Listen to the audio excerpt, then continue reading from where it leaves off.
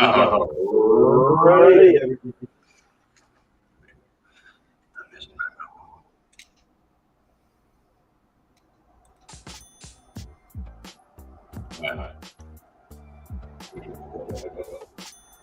on. Is that come?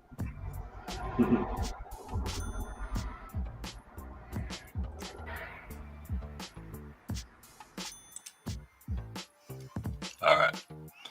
That should kill the echo.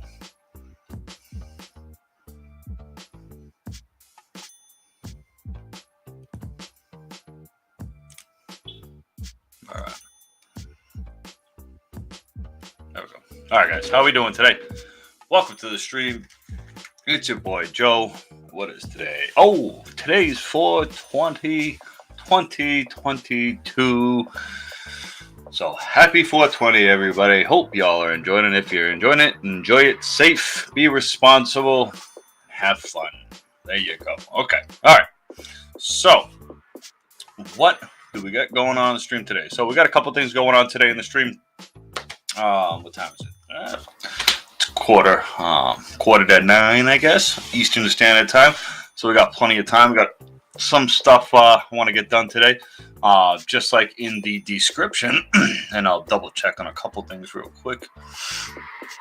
Let me just make sure you are muted, sir. Mute you.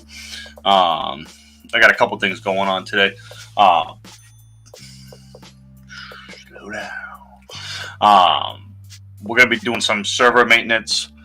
After that, we're gonna be doing some VM management. After that, we're going to be taking a look at some of the virtual environment that I got going on. Excuse me, I'm going to tinker around in there for a little bit.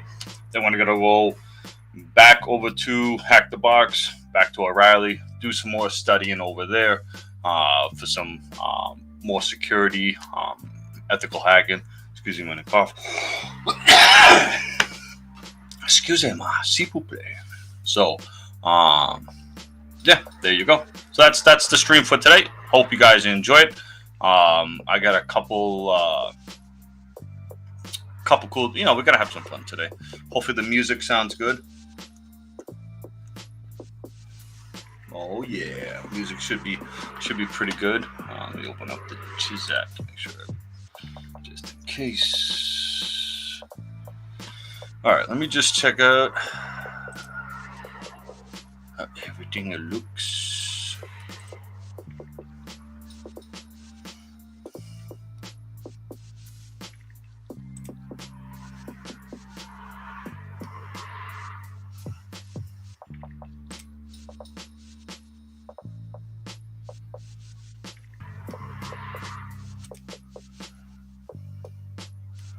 Everything looks good on Rumble. How we doing, Rumble? Okay.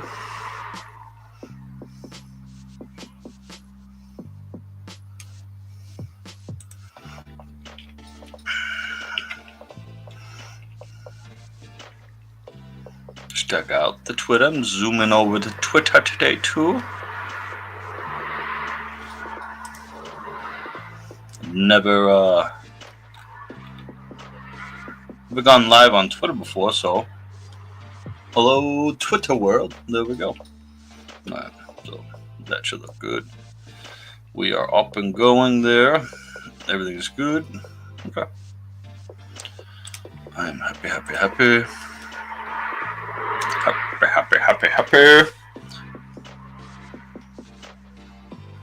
just gonna do a quick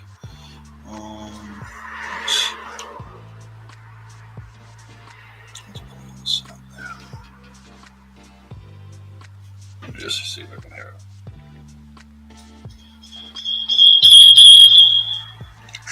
Not a good idea. Hold on.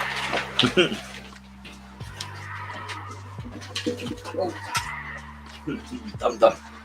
Just rip my headphones right out of my head.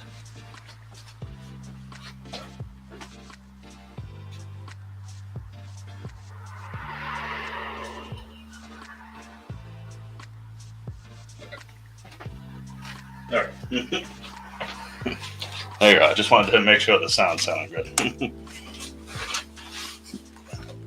Sound is good. Look at that. I didn't break my headphones either. It's great.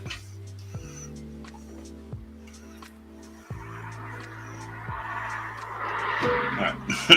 Good to go. All right, everybody. How we doing? All right. We're going to get right into things here. If the music's too loud, guys, I can always turn it down a little bit. If you guys can't hear me over the music, let me go ahead and just...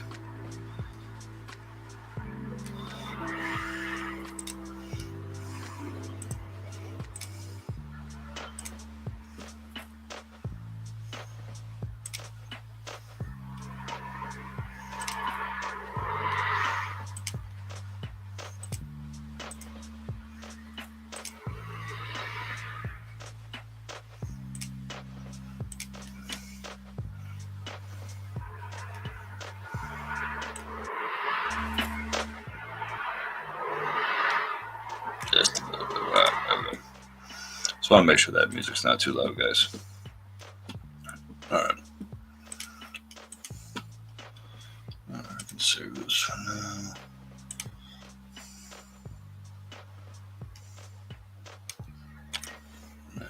Let's close it down. Okay. All right. We're going to switch out cameras. We're going to go over, so if you guys have ever followed any of my streams or anything like that before, what I did was while I was getting into while I was getting into virtualization and stuff like that, what I did was I went out and grabbed a couple of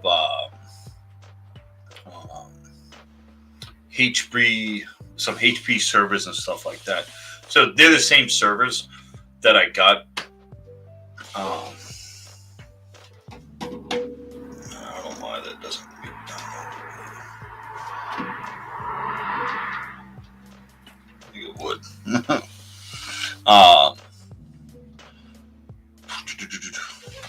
Hold on. Yeah, I can pull up the name to them. I got all the information and stuff like that.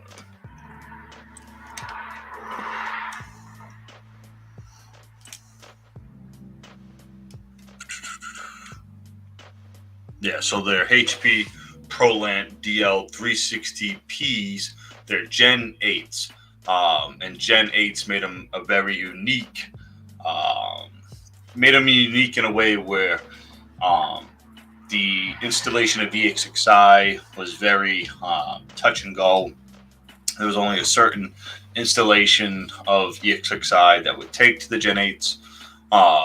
And that was a big pain in the butt to figure out. But, we eventually figured it out and it ended up turning out great. Ended up getting two decent HP servers that, for the most part, are pretty decent servers, honestly.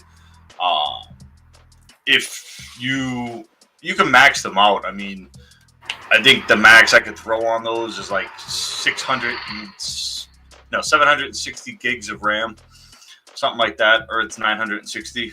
It's one or the other. And then it's got the dual core, and that particular one.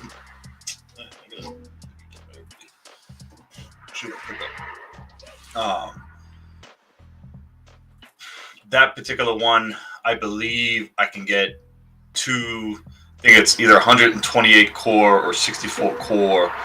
It like maxes it out at like, some ridiculous, almost. Let me see, 128. So I think it like can max out like what's that? 364. Something ridiculous. So I mean, it's a pretty hefty server that can obviously put in the work if you max it out and stuff like that. Right now, my two configurations, it's only got 64 gigs. 64 gigs of RAM. And how many cores I got?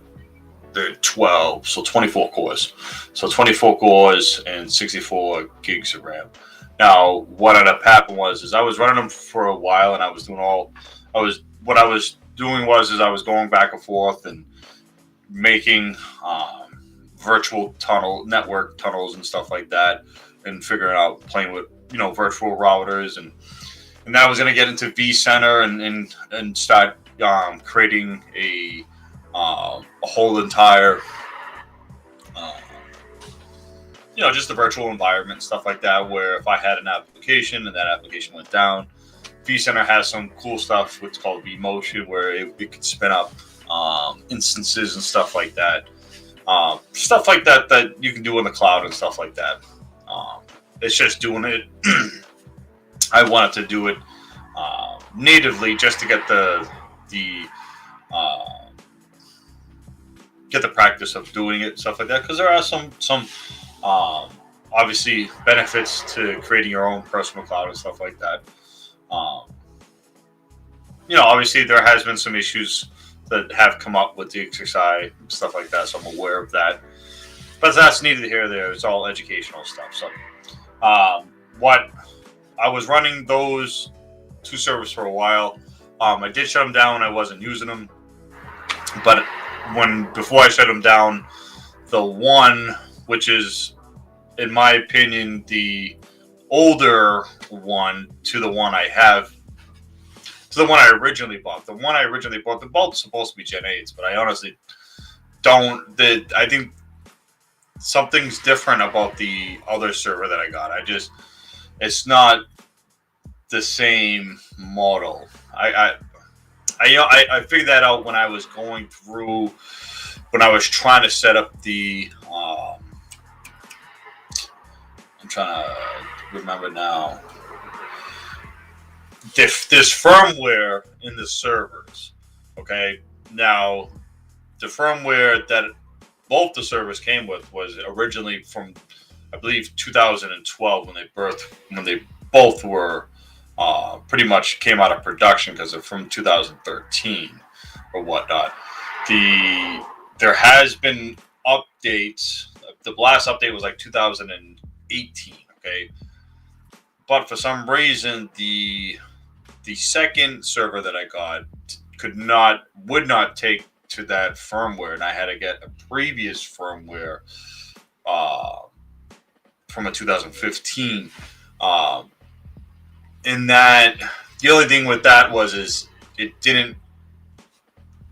What was it? Something about I couldn't get the virtual terminal. It was just a super pain in the butt to get EXSI installed to that. It took me a hot minute, dude. And honestly, I don't even remember half the process that I ended up going through. I just remember it was a super, super pain in the butt. But that's neither here or there. What ended up happening with that server is one night it just one of the power supplies. I haven't tested the power supplies yet, but they both got dual power supplies in it, and one of them ended up blowing on it, and then the servers like to have two power supplies in it just for redundancy purposes. So I haven't replaced it yet, but now what's going on with the other server, the server that I just think is a little bit better built. I don't know why I say that, but something about it, but whatever. The fans have been slowly, one by one, dying. So I've already replaced. What I've been doing is I've been stealing the fans out of these things, while stealing the fan out of the one that I don't have running right now. And honestly, I don't need the other one running anyways. It was just on it. It was just why am I using the power? I don't need that many. I don't need two servers running to do what I want to do. I just honestly need one. You know what I'm saying? And the reason why I need one off of my main computer here that I'm running, doing all the streaming and all that off of, is, just because this computer is not beefy enough to do everything that I can do with the other independent server and stuff like that. But this is one of the fans right here, if you guys can see it. Let me see, it's a HP. It's a fan set HP, and it's a 654752-003 model. The other fans, honestly, that were in the other server that we're gonna crack both the servers open today during the stream, so that should be interesting for whoever out there has never seen a server opened up before. But we're gonna crack open both servers. The fans in the older one, I'm gonna just recall it.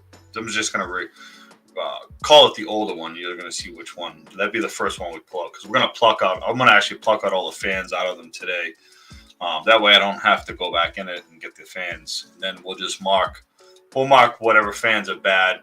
This being one of the fans coming out of the new one. I'm gonna call the new one. And that's the one on the top rack. And I'm gonna give you the guy. I got cameras set up, and I got a mobile camera as well. I'm gonna give you guys the opportunity to check out my rack and stuff like that.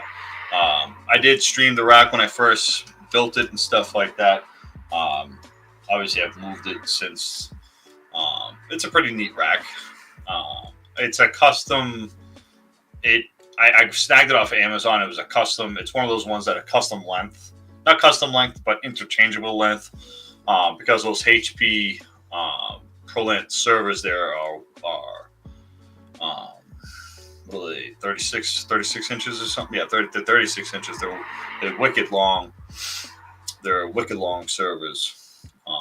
Not the longest out there, but they're pretty long. So I had to get a rack that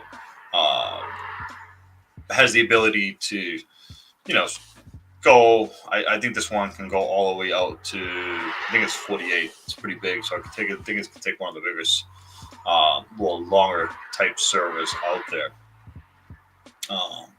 And I got the rail system for the ProLens too and stuff like that. So they're in there nice. And I got some other stuff too after the fact. I got just some cheap TP-Link switches and stuff like that. Honestly, it wasn't that I wasn't going for anything. Let me see. That I needed super high speed, this, that, and the other thing. Honestly, I mean, it's just me creating virtual environments and then learning how to, build, how to incorporate virtual with real life switches and stuff like that, and have them all be on their own separate VLANs or whatever, whatever have you for that. But yeah, so that's the sum of it. I guess we can get right into the music. Check out the music. How's the music going? Huh? No music? Huh? Ever do we have music? Just checking if the music's still going.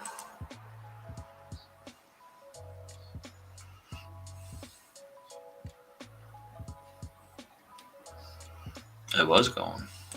Last time I checked. How's everybody doing though? Hope everybody's having a good night. Got some seltzer waters. How you doing? Seltzer water time. Yum yum. There we go. All right. So we're gonna just want to make sure that music comes back on. We're gonna head over to. We're gonna start ripping out those servers, and yeah, that's what we're gonna do. We're gonna rip out them servers. Is the music gonna come back? Music, come back. Baby, come back.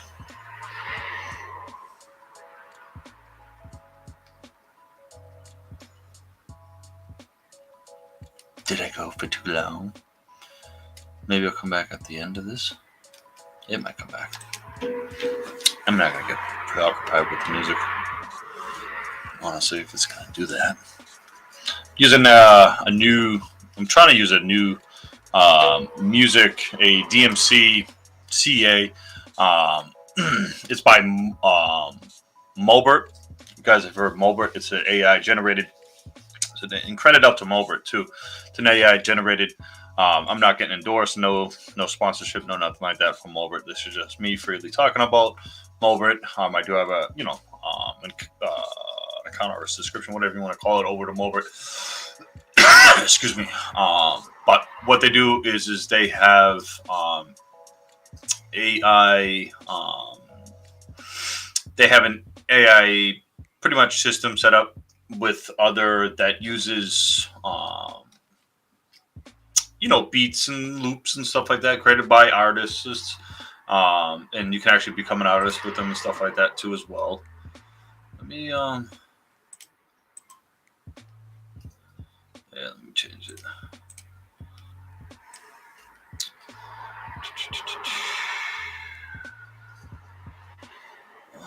Let's see what we got.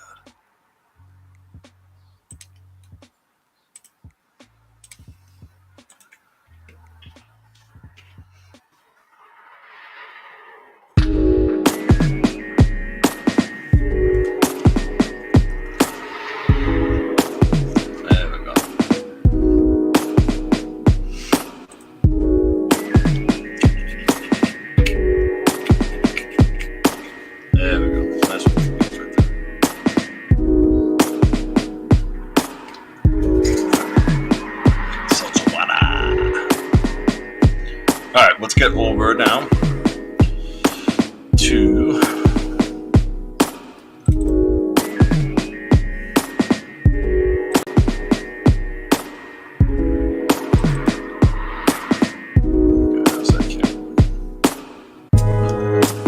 it'll freshen up. Alright, but we got a mobile cam too. Let's grab our mobile cams. Our mobile cams.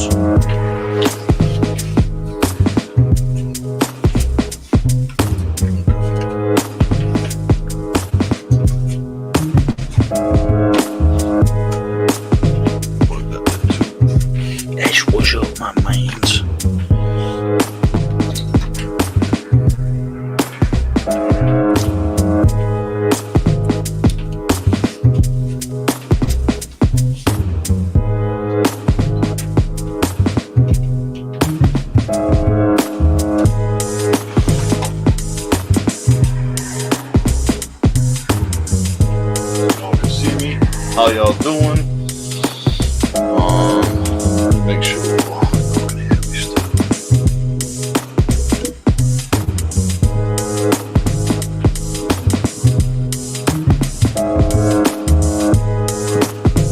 Pretty sure y'all can hear me. Hello. So we're good. Let's break over to the actual right now. That way I can show you guys the servers and stuff.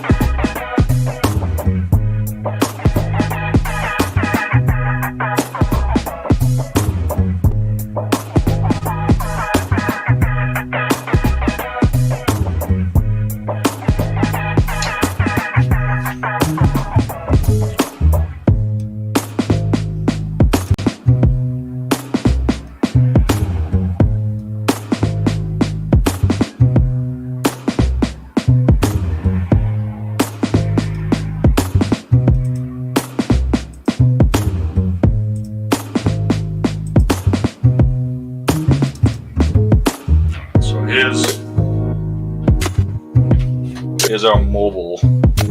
Right, so what we're looking at here, guys, is this is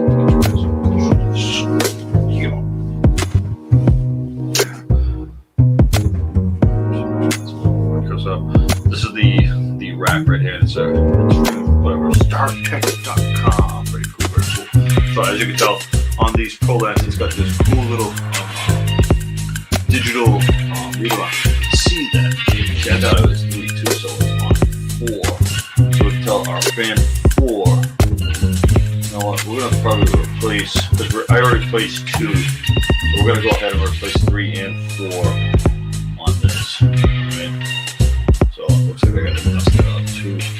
These things, it's got 8 fans on it. So as you can tell, we got 8 fans on it. We're gonna take a look at that. I'll have you guys take a closer look at that. But this is the rest of the rack. So what I got is, I got a little power strip right here. I got a little lock box on it. Underneath here, I got a Raspberry Pi. Let me put on.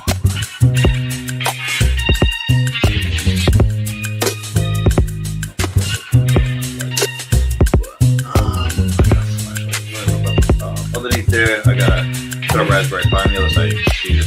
I got a little 0, a couple little routers, got the switch and stuff like that. But here's the other one. This is the old one. This is the new one. The rest of it, that's just my printer. That's my main PC right there. But yeah, so that's the rack right there. And what we need to take out, these right here. It has these little pull downs right here, which is super convenient, and then it just slides out. First though, we need to go ahead and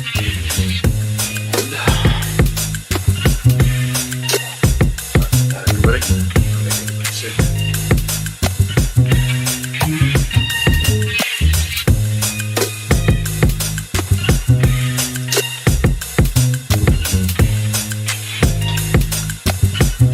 I don't know why I got that. Medium all the way. But what I'm gonna do is take this one. Grab my headlamp up here. Grab my headlamp real quick. Grab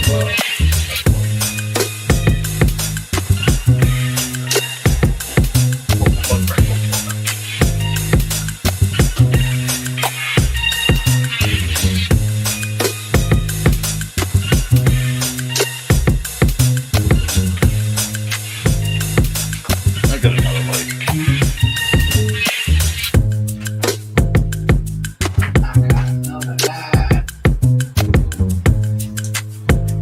Brightest, but it's a light of my life.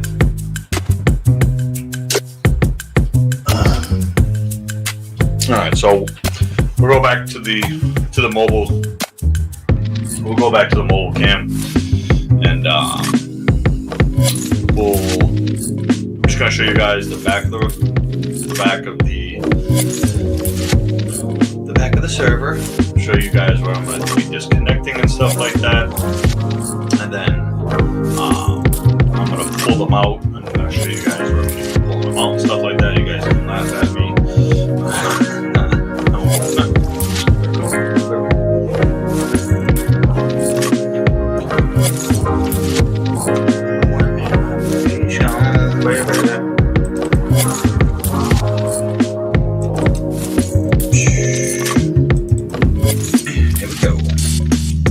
Alright.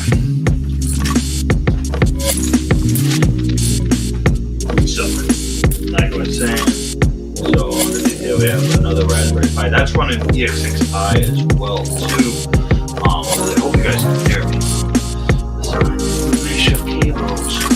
Now you guys are gonna this like without those cables. Madness. Where's it?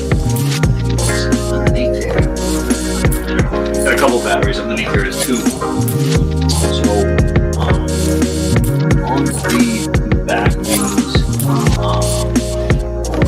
on the back of these ProLens HPs here, they do. Mine has the 4 extra NIC adapters as well. Comes with one. Let me see. One I/O management, and then obviously another Ethernet after that. 2 power supplies. So what we need to do is we need to disconnect all these. The other server as well, as you can see, it's already disconnected. Already just has a SIM there. So I got to do a whole I got to reconfigure all my wires and stuff like that, because I'm gonna end up moving the server anyways. not use anymore. Gonna be using parts for now. Maybe, maybe if I have another plan for it in the future, maybe I'll do something else with it. But that's pretty much it for what's going to be going on. So let me go ahead.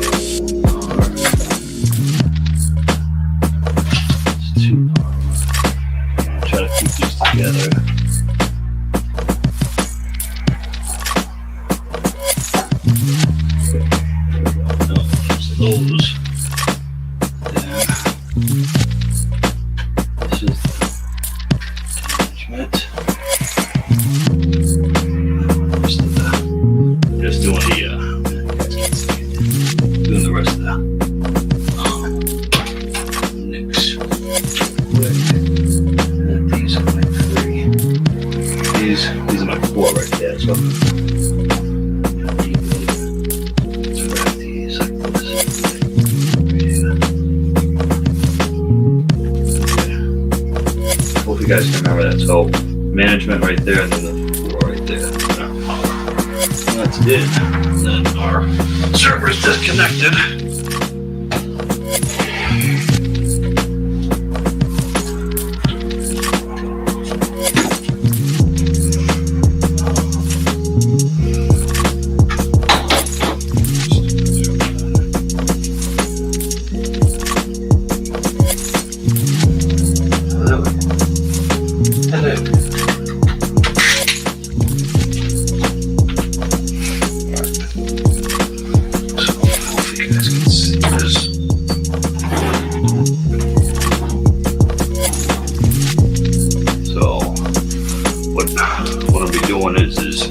Disconnecting from here, okay, then putting it on the table that we were at.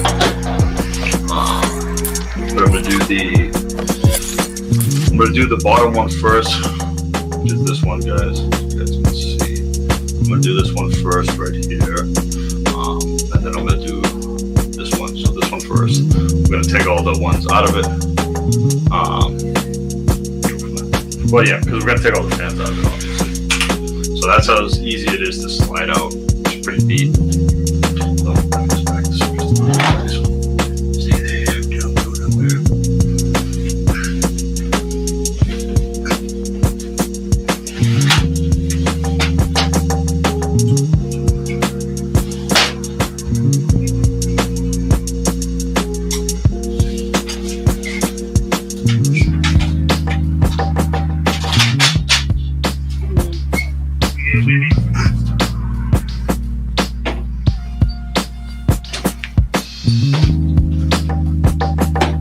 Got it up.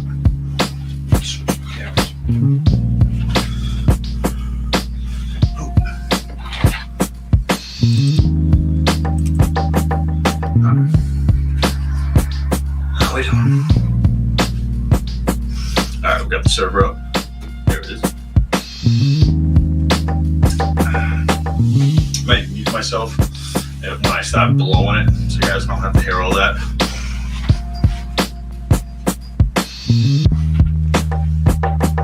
Confined spaces.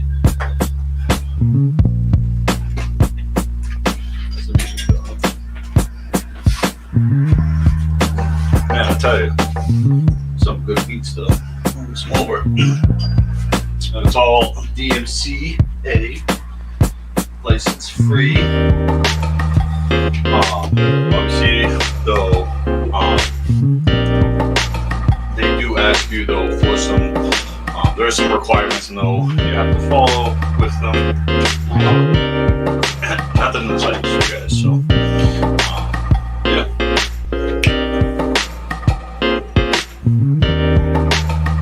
I'm in the Bahamas, baby, yeah. Here we go. Here's the server. So this is number 2. So I don't really have to worry about cleaning it off too much. What we'll do is, once I crack it open, man, if that music's too loud, guys, you guys can tell. But we'll do like a close-up view with the mobile cam. Okay.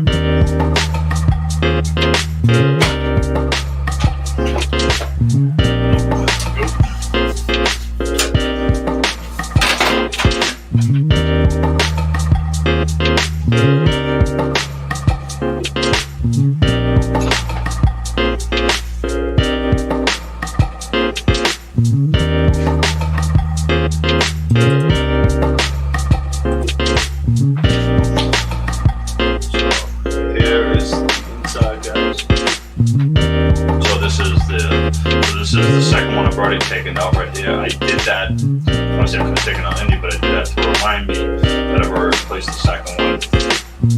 And so we're gonna take out today. We're gonna take out 3 and 4 today and replace those. So we're gonna take out 3 and 4 today and replace those in the other server here. But you can tell here. So this one, how it has. Is it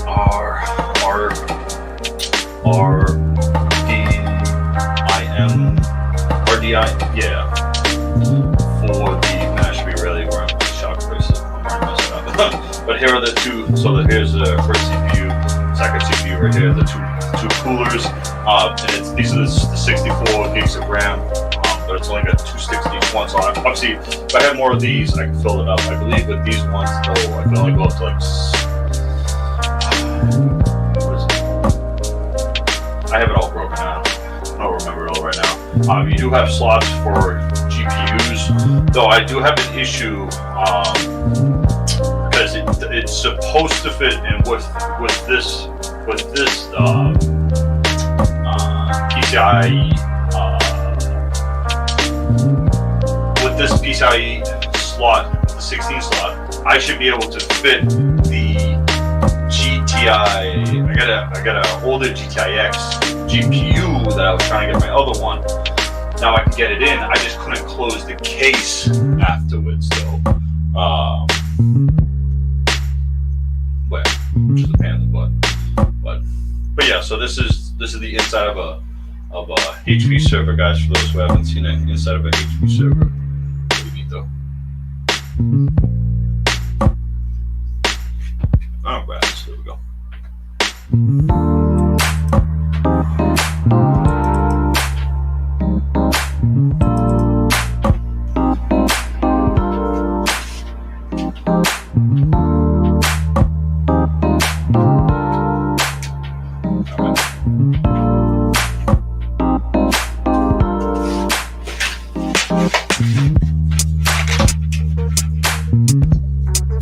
Got a shock mat right there, guys. I'm just gonna go over it. I should have done this in the first, but I wasn't really thinking. But so these just real easy. See, it's that little clippy came off right there on that, and it just popped right.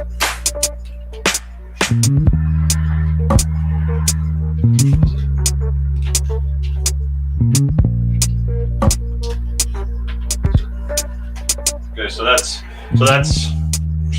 pretty much it. Super easy to swap out these fans and stuff like that on these units, which is super convenient and stuff like that, and it makes for fast work too at the same time, you know. So that's what we're gonna do for this one. Lose this bad boy up again.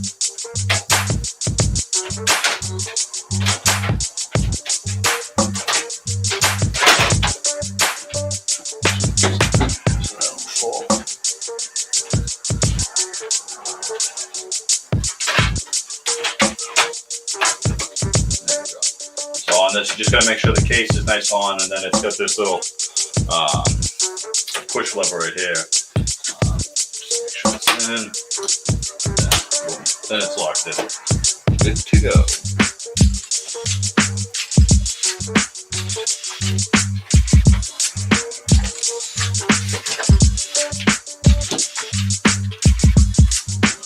With that, I'm gonna pop that server.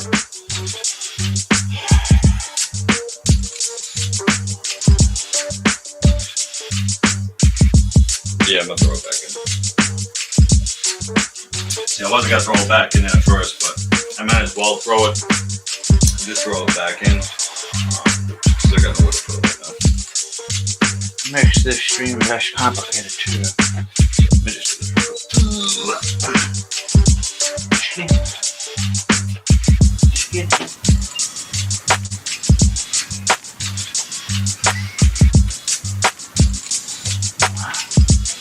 Think skinny dots.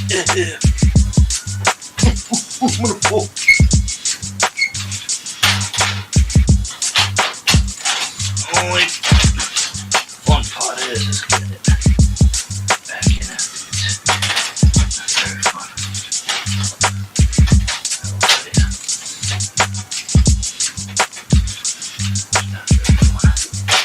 Not in the least. Sure. Not in the least. Alright, we got it in.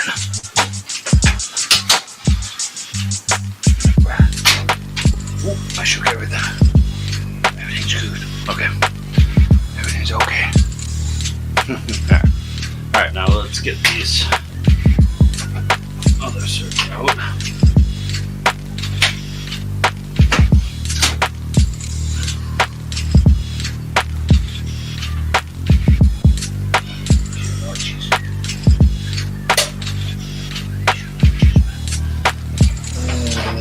Break my back. Break my back.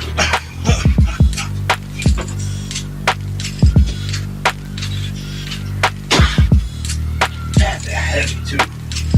They're like 40, I think they're like 48 pounds. It's not good for me. It's not good at all. No good at all, I tell you. Break my back now.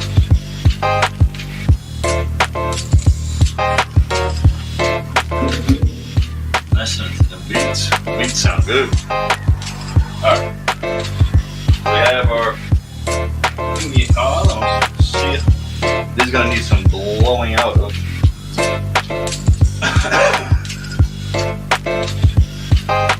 Stack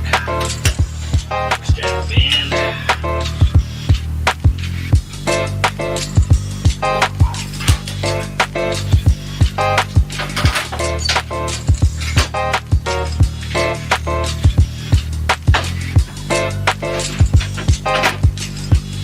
Come on, we got 3 and 4 that are replacing here. Doesn't look too bad in there. Let me mute though for a second. So I can blow this thing out.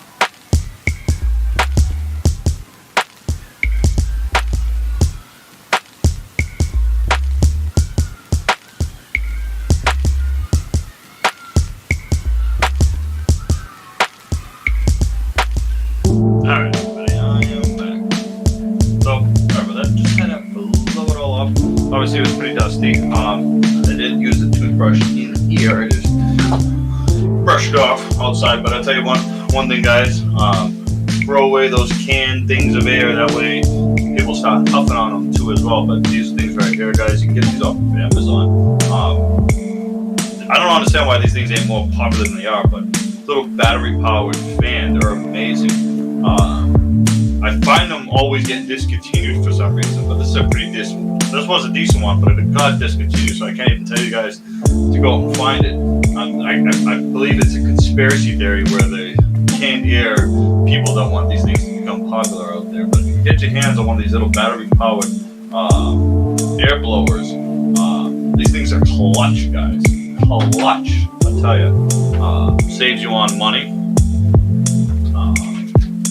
And I mean, the canned air, you can only get a little bit out of it before it freezes anyways. They just like to keep going until the battery blows out. And the battery honestly goes for a long time. So okay, so we've got 3, 4. We said we were going to replace one of these ones. Now these are a little bit different with how they come out.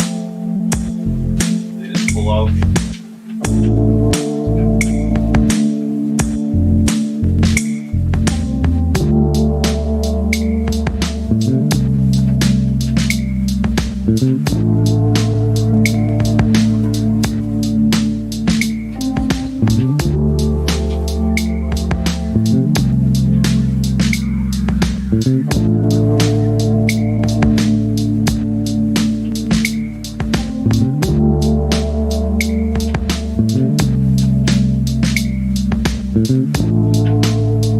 There we go. So we've gone and replaced them all.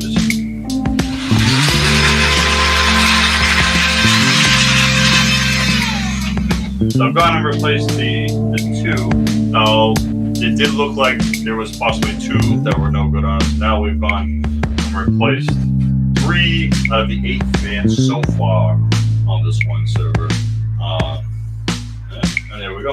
There we go. So we got these 2 right here. We'll put these in the bad pile. Bad pile.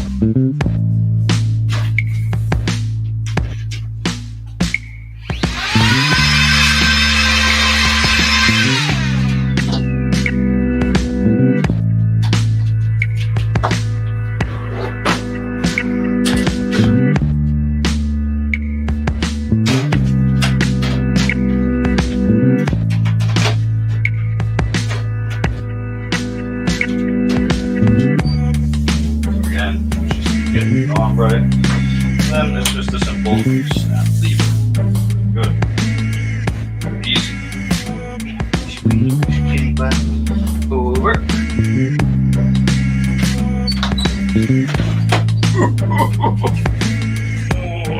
Okay, hold on.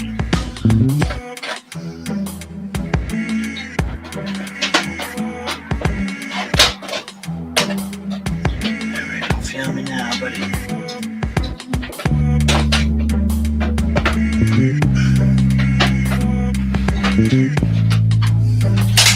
There we go.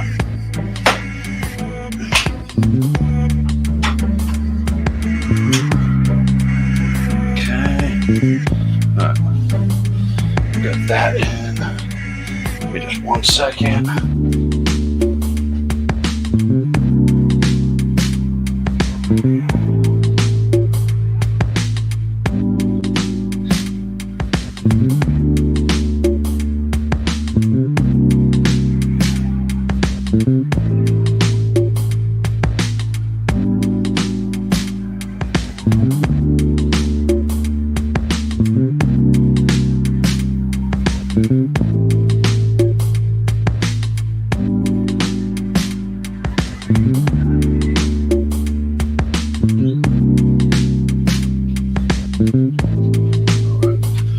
So it is going to get loud.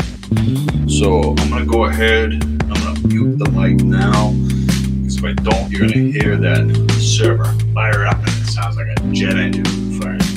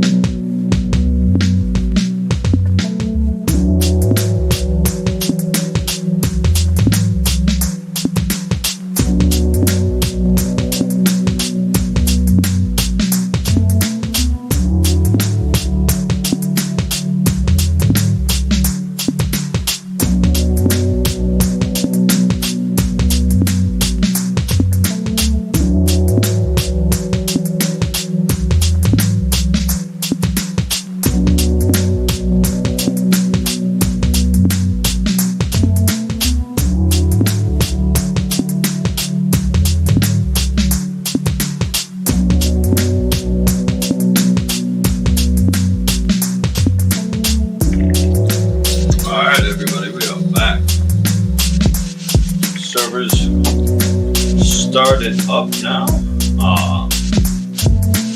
Looking good. You know what? With that being said, I can cut out the mobile cam now.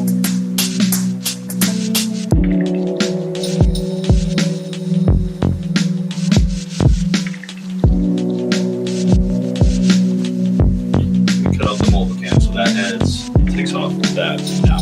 And I can get this cam shut down, and then some of the other stuff. And then we'll get over to the desktop, and we'll get to getting into the server and stuff like that, and getting. So everything sounds good for right now. Getting everything all started up and stuff like that. So just reorganize some stuff real quick, guys. We'll move right along the stream. Okay.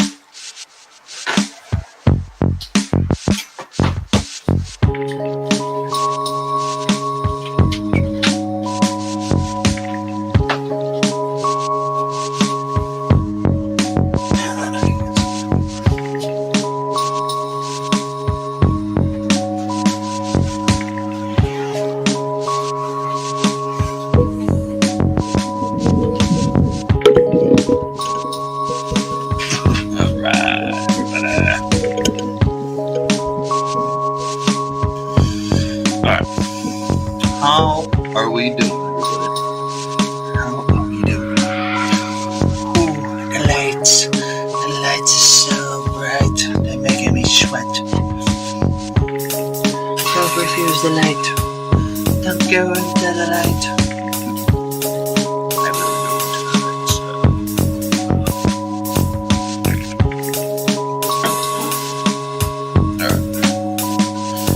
You beautiful people.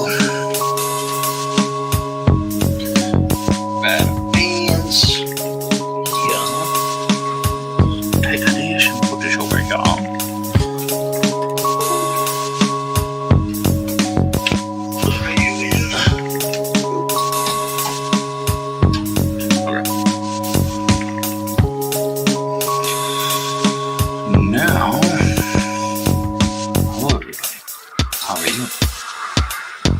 Everybody's doing good. You love my books. I got more books up there. I got books everywhere. Books. Listen to some beats. These are good beats, by the way.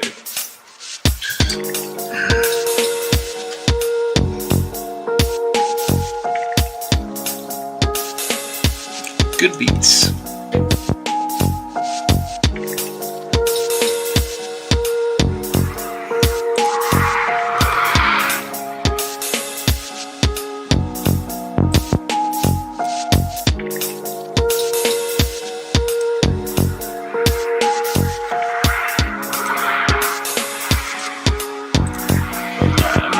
My server real quick, guys.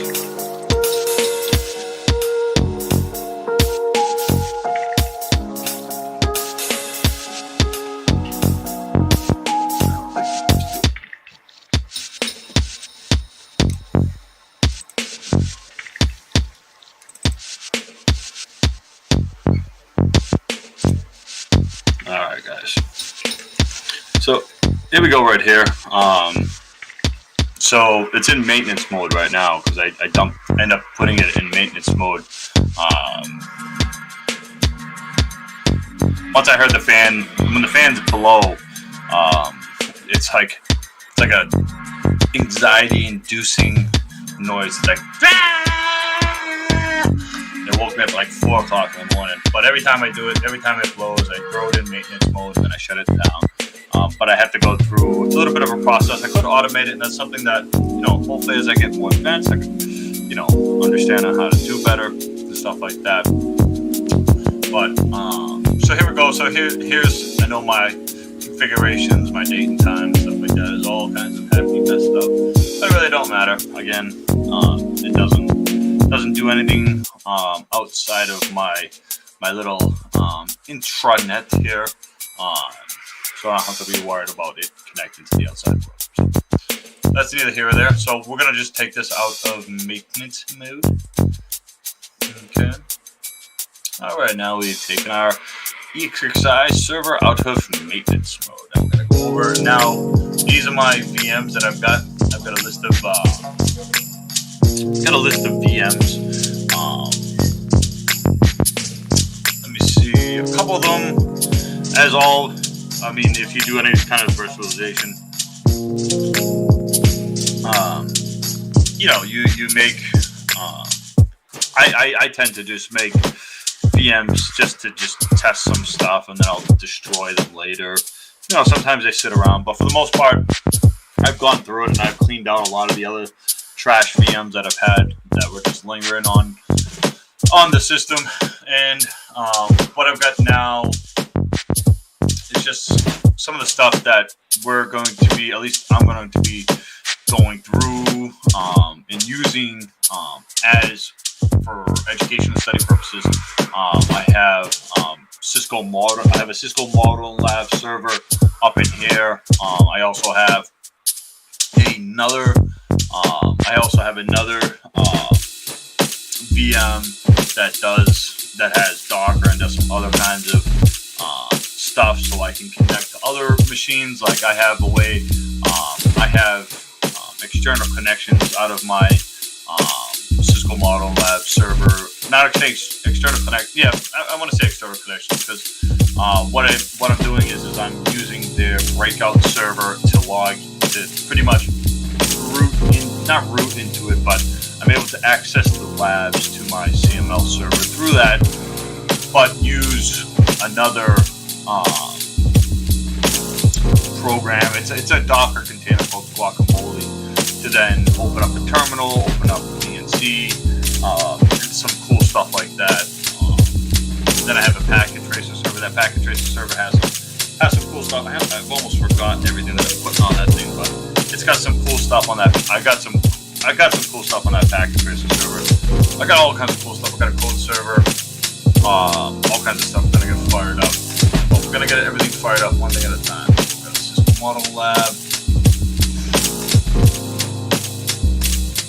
fired up. But I didn't even talk about it. So yeah, so over here you guys can see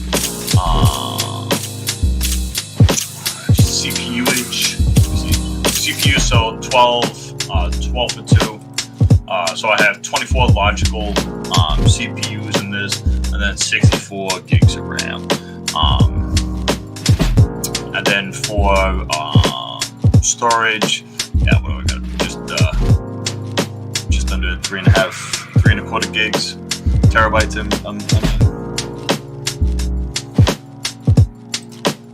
Cisco Model Lab is up. Now I want to get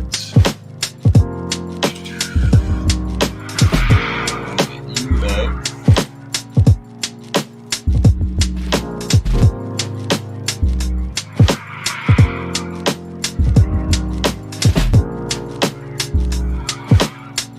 What's cool about the XXI too is it has a little web VNC. You can download one for Windows and stuff like that, so you can have it to the operating system. But it's got a nice little web browser VNC thing that's pretty neat. Just gonna go log into this one because there's a couple things I gotta get fired up on this.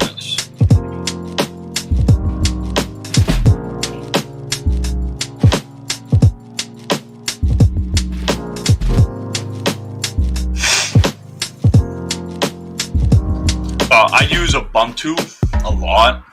I prefer Ubuntu. A lot of these, I'm using LTS. What is it? 20.4? 20.04? Yeah. I just like Ubuntu. I feel like it's one of the better Linux distros out there. I mean, everybody has their opinion. I'm using Pirate and Kali a lot more now, so maybe I might switch my opinion on if I like maybe Pirate or Kali more. But other than that, for everything else that I build and stuff like that, I find it easier just to use Ubuntu. Documentation-wise, sometimes I just find it easier to find my way like that. Server. Now the breakout server.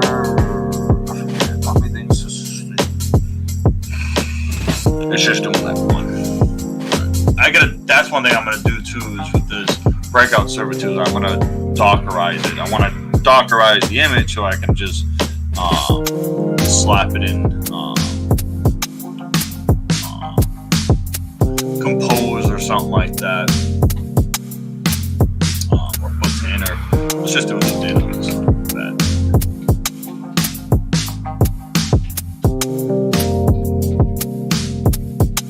Everything's gonna want just quick updates on everything. It hasn't been off for long, so it shouldn't be too many updates for all this stuff. We'll just go through it real quick. But this is what we're gonna do for some of the VM management portion. I guess the stream is just getting these VMs back up, and then again we'll go through we'll go just walking around the environments and stuff like that, so I can show you kind of what I'm playing with. How's the music? Did it go off? No, music's still going. So again, if the music's too loud or if you can't hear it at all, just tell me, guys. I can turn it up, turn it down. You tell me. So, hope you're enjoying it. Again, guys, hit me up in the comments. I should be seeing. Double check. Yeah, I should be seeing everybody Lottie-Dottie's comments from Twitter to YouTube to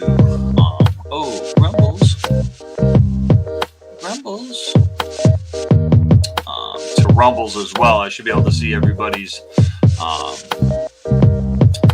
chat. So if you have any questions about Linux or anything like that, guys, just hit me up. I'll be taking your questions as we go. It's not too busy. Alright. So that's doing that. Let me get some other stuff. Is it about to finish? Alright, let's get another one. We need to get our code server up and running. I use code server is if you're not familiar with VS Studios is Microsoft's IDE. So it's a pretty neat, very strong, very powerful. I don't want to call it a text editor, but so I'll just call it a text editor if you're not familiar with the word IDE. But it just has a lot of power, where a lot of plugins that you can test your code. It'll help you with, seeing how your code looks with brackets and colorization and stuff like that. What code server does is instead of me having to have it just on, just having that, just all that information on that one, I guess just one system, one host. Code server is VS Code that I can get anywhere with all my code and everything in it from any location, wherever I'm at. So super cool, super neat.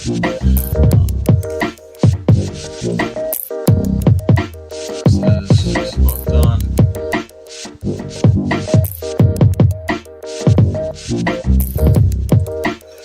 So CD.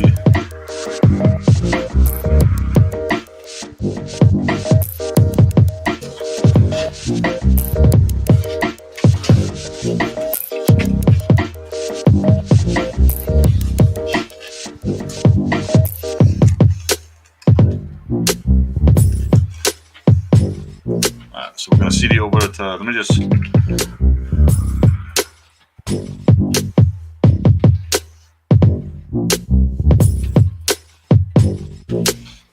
breakout.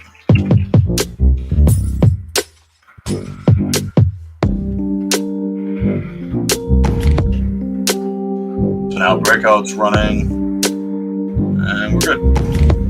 All right, so we're done with breakout. Let's go code server now.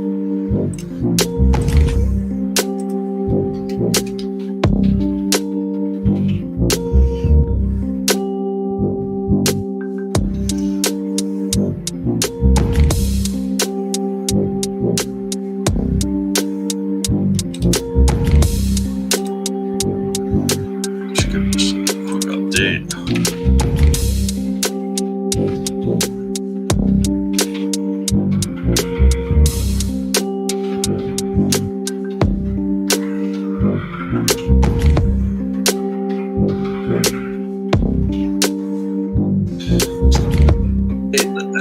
Think for a second.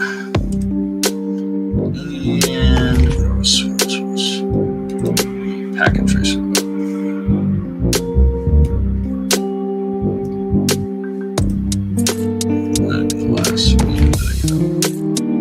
So yeah, so I don't need my Wins 10. I don't need none of my windows or anything like that up for what I want to talk to you guys about. There's nothing in there. So VM router, that's so again, some of the other stuff that I do with it too is we'll show you too. We'll get into it. Is I'll create an image, and then with that image, I'll what's the word I'm looking for? I guess modify into a different type of virtual file. In this case, it would be a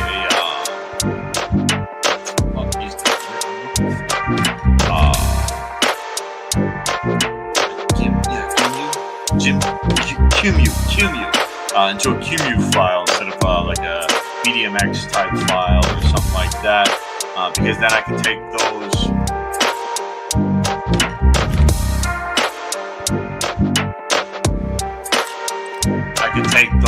And then could slap those into CML. That'd be another stream for another day on how to do all that stuff, how to take images and stuff like that, and slap them into CML. Because I have, let's see, did I put Cali? I think it's either I think I slapped a parrot image. I have a parrot image, a PFSense image, which is a virtual router, and a Ubuntu mate image. The Ubuntu mate image is a special image of mine that does a lot of cool stuff with Ansible and stuff like that we're going to get into. It's really neat. The parrot image has some stuff on it, but what I was going to do with the parrot image is there's a whole bunch of tools in that parrot image that I wanted to exploit within my Cisco labs. That way we can, use those tools with Cisco equipment, because we can doing stuff in Cisco model labs. I have obviously access to all the to a handful of the more popular type of Cisco operating systems for the most part. One knowledge to that operating system can be used, over to another one. So code server's about to finish out there.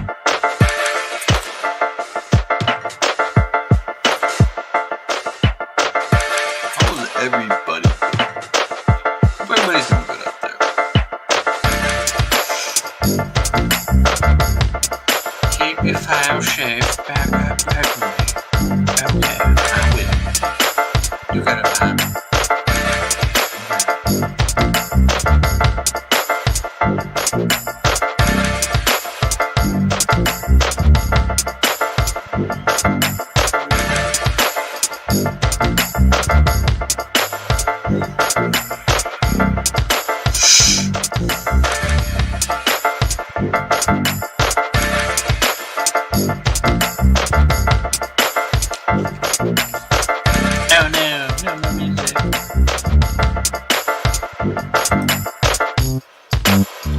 I'm guessing everything's like an hour then. What music's okay. Change it up to the hour then.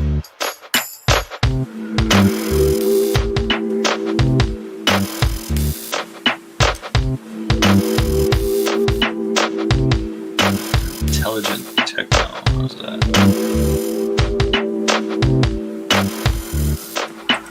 Minimum host beats. That sounds delicious. Go with it, guys.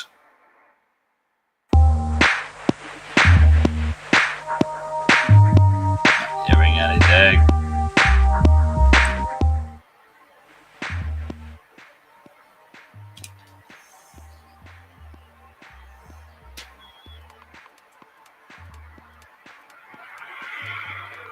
I don't hear any music.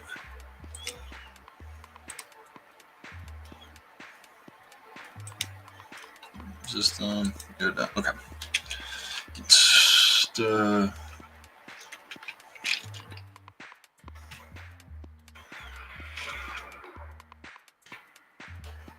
boot server up and running. Code server's up. It is good.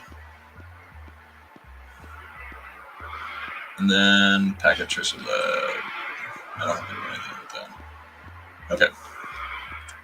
Let me just get some more music up in here, guys. I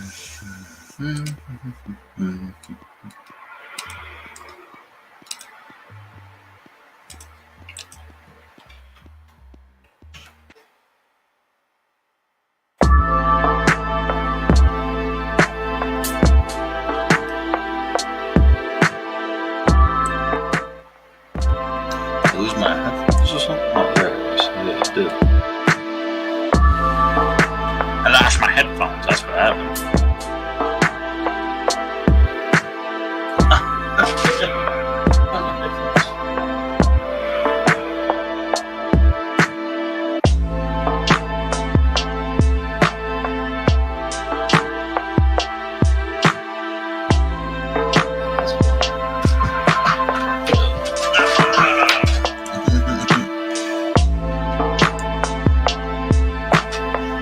So exhausting.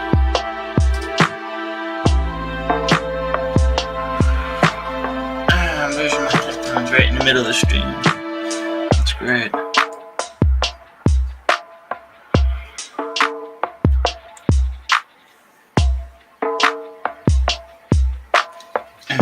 I know what will fix this. Tape. Tape fixes everything.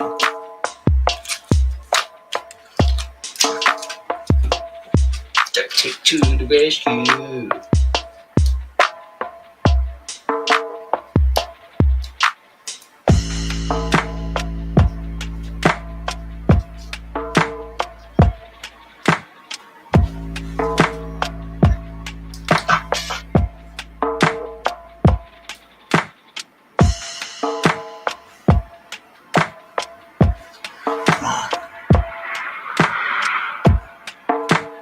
That's so messed up. There it goes, right there. Oh, just lost it again.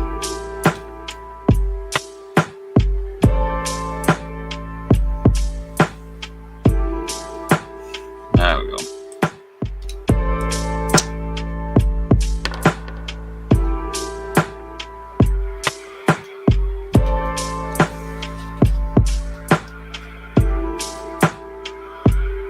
Ah, you stupid headphones. How dare you do this to me? I'm gonna throw it out the window in a second. Alright, I know you guys can hear it though. That's all that matters. Alright.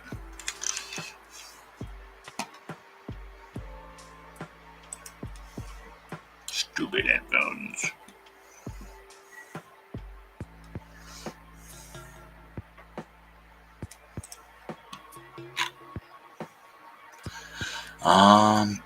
What was I gonna show you? Okay, let's get into Cisco Model Lab.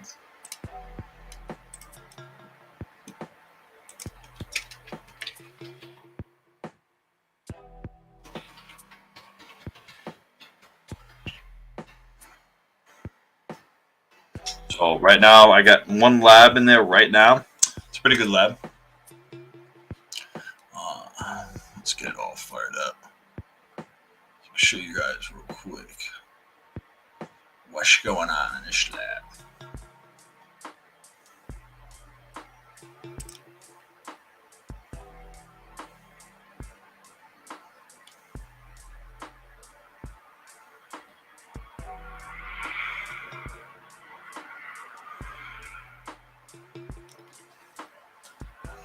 Oof, sweating bullets. Sweating bullets. Stupid headphones.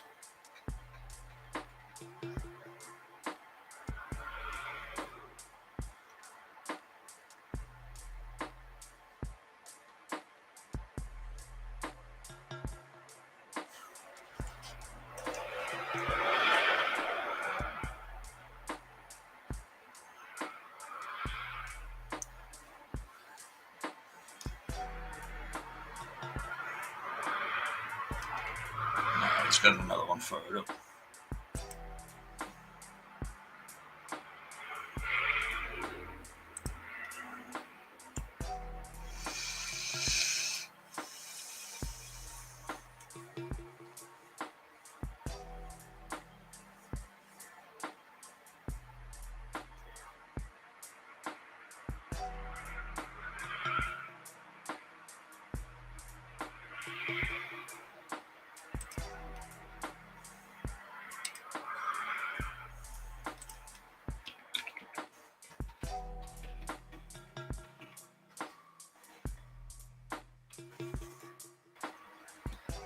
So this is guacamole, guys. If you guys ain't familiar with guacamole, guacamole's this is running on my code server. What guacamole is, it's like a it's pretty much a like a VNC server, a SSH server. What it gives you the ability to do is it gives you the ability to log in into your machines in multiple ways, which is super neat, super convenient, because I could do it remotely from anywhere. Obviously, I don't have this connected anywhere outside of my internet, but anywhere from where I'm at, I could log in. I could be on a laptop and log in just like I would log in right now and reach them. And then with the breakout server, I then so many layers. I can sneak into my Cisco modeling lab, which is pretty neat and pretty useful when it comes to doing some of these labs and stuff like that. Now let's just check to see if he's booted up yet. No, they haven't booted up yet. Well, there's one up.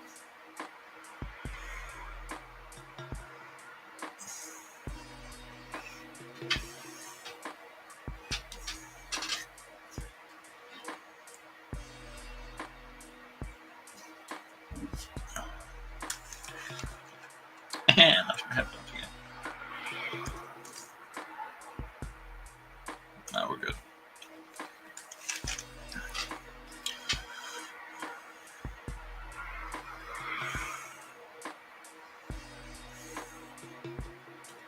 Get logged out of that now, though.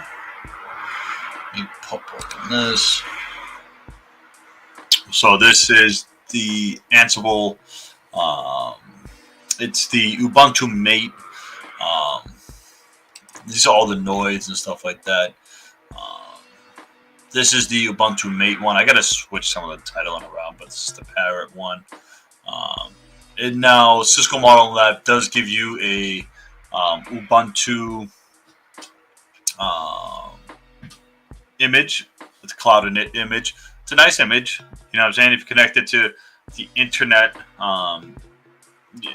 you can, download, whatever services and stuff like that you want to experiment with within your labs and stuff like that. But what I found, let me see, it's just input and text and stuff like that. At least before, with the older versions of CML, it got goofy sometimes. The image would break, and stuff like that, and some things just didn't work with it.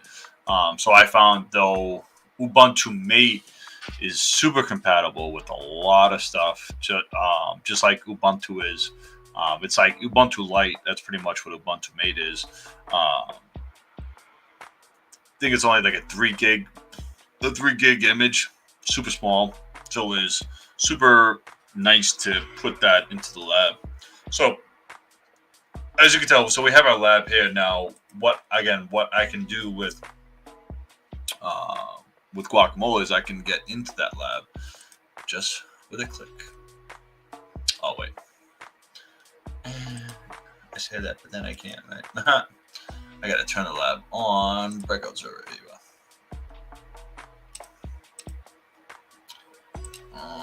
Let's go there.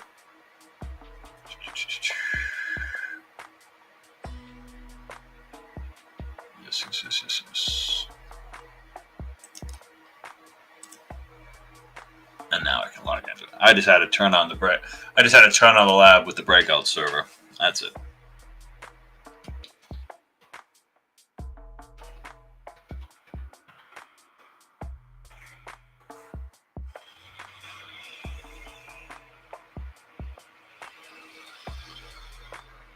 So super cool, guys. So here we are. So now it'll take a second. But it's a virtual image inside of a virtual machine, inside of other virtual things.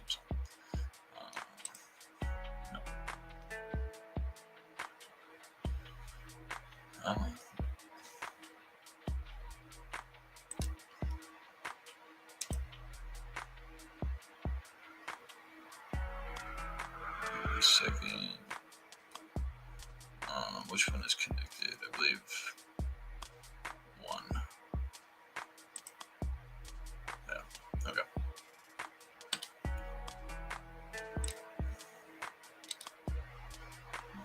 Let's open up a terminal here.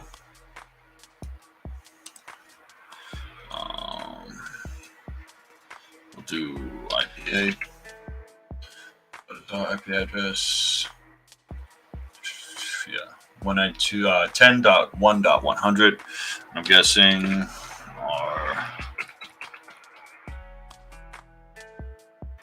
our router, and then do run. So I have VS Code and all that set up in this image as well, and I have a whole bunch of Ansible stuff that I've been working on inside of this image, which Ansible is super cool, super fun to play with. Ansible is. So if we want, now I have, these are some of my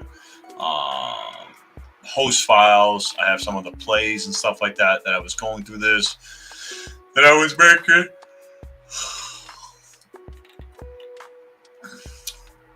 Which is pretty neat. And we can do just like a quick Ansible. No, I'm not going to get into all this Ansible stuff tonight. That's for another stream. We do something quick with Ansible, though. We can just do sudo Ansible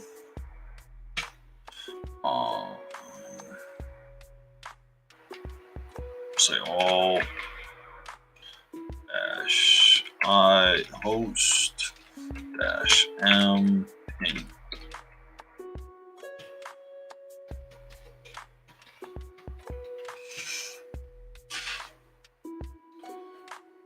If we did that right, that should go out, and yep, and we got a good successful ping back from our host. Now if we look back at our host configuration here, what I did was I just pinged all of the hosts, and each host, so I have host here, which is 10.0.1.1, which is my router, and then the other router, which I know we didn't talk about, but it's this router over here that we pinged and stuff like that. So that was it. So I was just doing some messing about with Ansible and stuff like that, and that pretty much wraps what I wanted to go into, at least with getting the server. So we got the server cleared out, we got the fans in, I got my labs and all that back up. Now did I get the did I have a hard time with that, or was I able to get that in there? I don't know, I did mess up on it. I got to do it again. But I was trying to get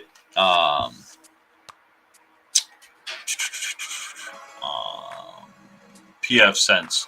I was working on a pfSense image to dump in here as well. But that's something that we can work on. We can work on another stream later on. I got coffee too. I should grab some coffee. But I'm gonna leave that lab pretty much there for now. Just this.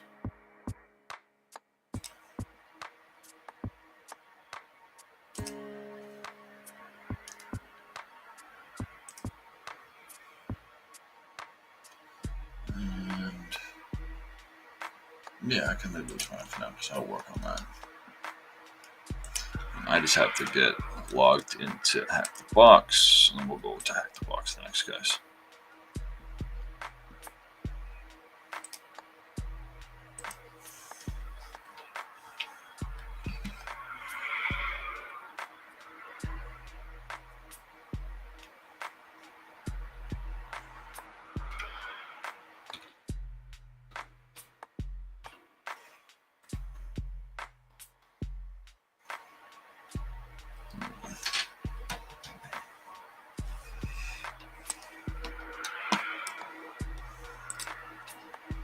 All right, so we're over at HacktheBox again, and we're gonna get started in that. How's our music? Music's going pretty good.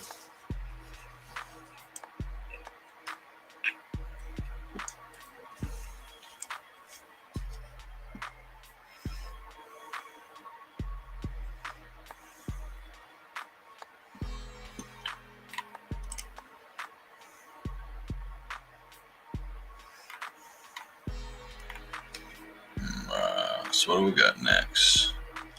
We got dancing.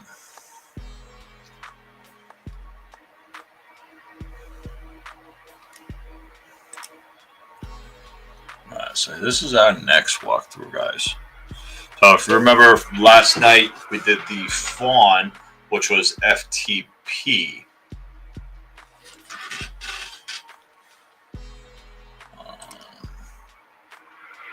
Let me go ahead and just kill these off real quick.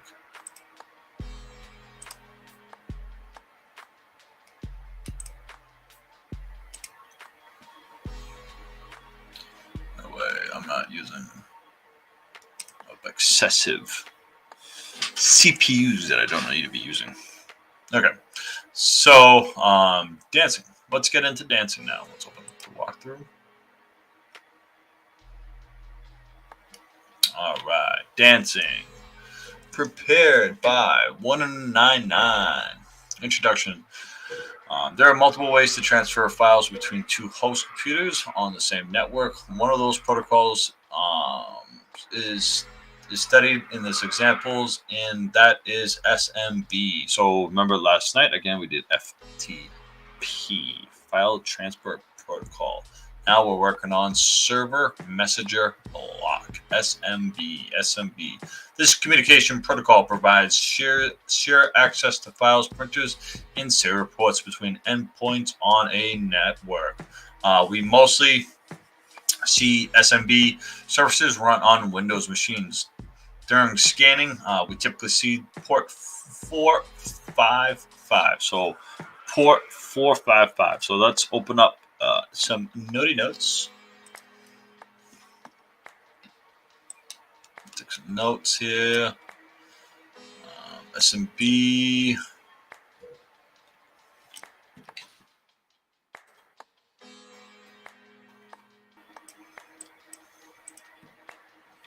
So note 1. And communication protocol shares files between on a network. Very cool, very cool. Like it.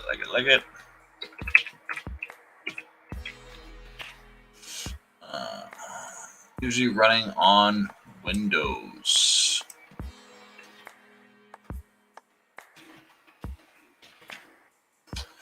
And typically see scanning on port 5.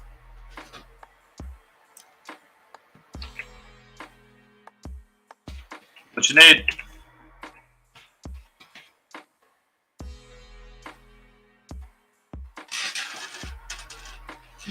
I have a gremlin in the refrigerator.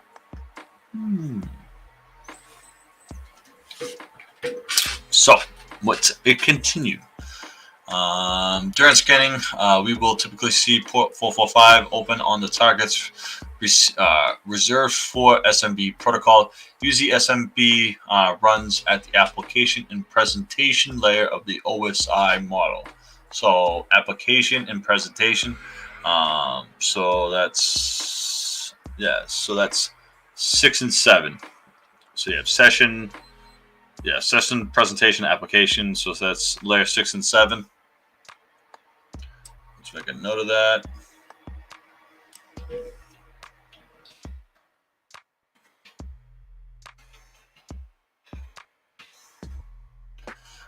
Due to this, it relies on lower level protocols for transport. The transport layer protocol that Microsoft SMB protocols is most often used is NetBIOS over TCP/IP NetBT.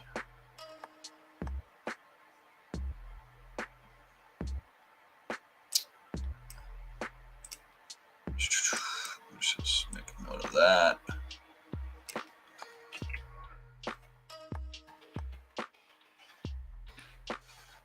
Okay.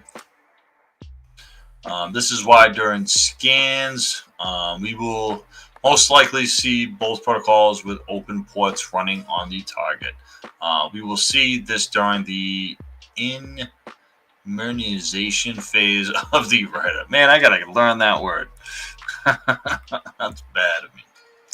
So this is the OSI model. So for those who are not familiar with the OSI model is a 7-layer model. It was, I guess, in essence, created first, but the TCP/IP model is the, I guess, like the more prevalent model, more popular model, even though everything still refers back to the OSI model. The TCP/IP model, in a lot of ways, I guess, is the more appropriate reference to the model. I guess it just depends on who you talk to. If you talk to a programmer, they'll know the OSI model. If you talk to a network guy, they'll prefer the TCP/IP model. You know, what do I know, right? But that's the OSI model. So you have at layer 1, which is the very lowest layer, you have your physical layer, then moving up, data link, network, transport, and then you have the last 3 layer. Now on the TCP/IP model, these last 3 layers, application, presentation, and session, these get bundled into the very last 5th layer of the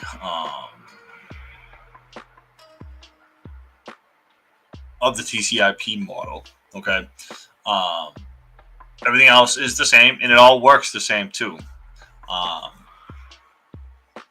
And again, when you diagnose packets, what I'm pretty sure we're gonna do with what's the name of that program? Shark, Wireshark. You're gonna see references to the OSI model, stuff like that. Okay, we'll move on. Let's keep it moving.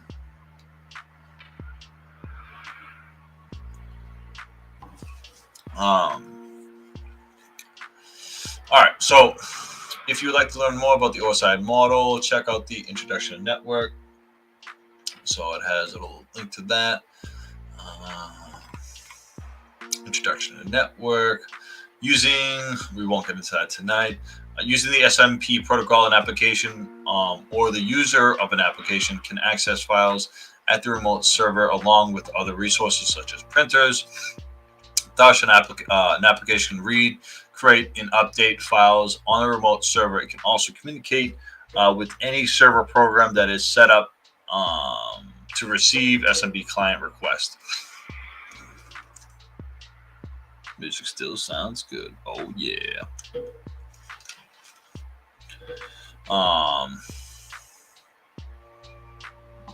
Let's see here.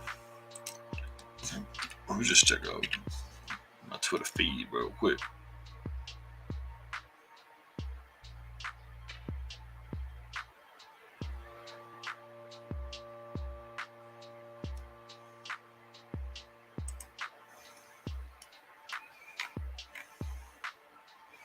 Yep, so we're still streaming.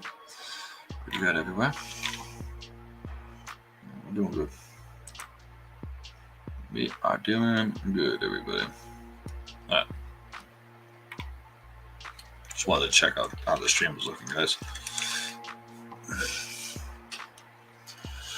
Okay. So here's a little image of it. Data transfer. Yep. SMP enables storage on the network. It's called SMP enabled storage on the network. It's called share. This can be accessed by any client that has the address of the server and proper credentials.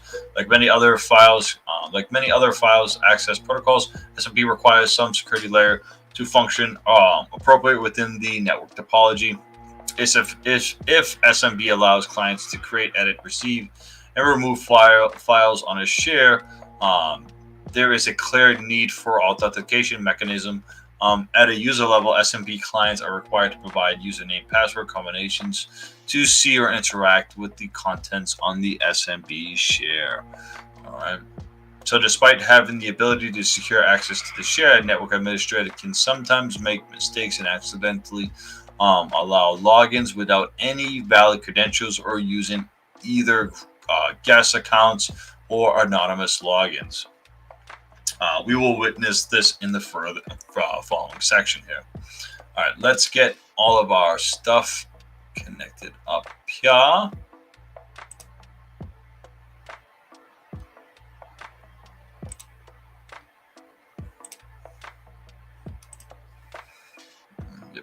Yep. Actually, I got this already started up. Just getting our a little cloud instance booted up here.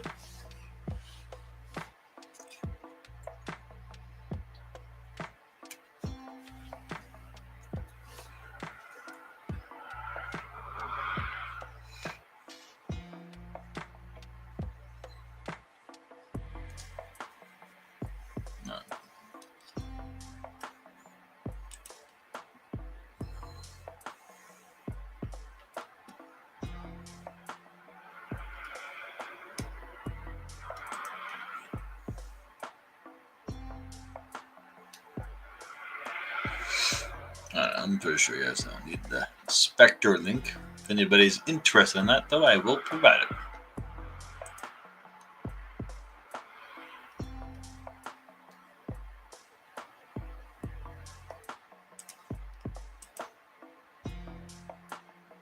What happened? There it goes.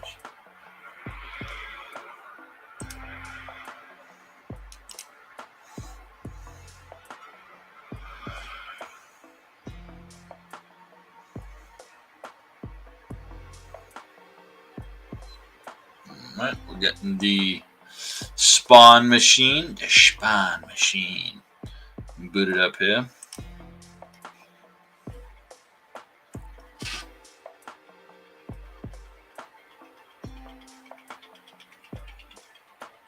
Alright, let's get back to the, well, that's getting all booted up. Okay. So we start as always by scanning the target.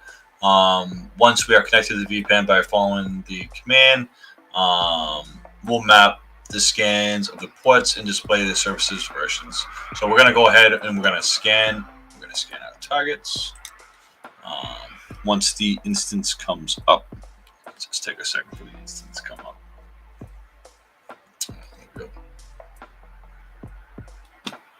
And what we got? 129.93, 102. Just write that down. Notes. Fourth.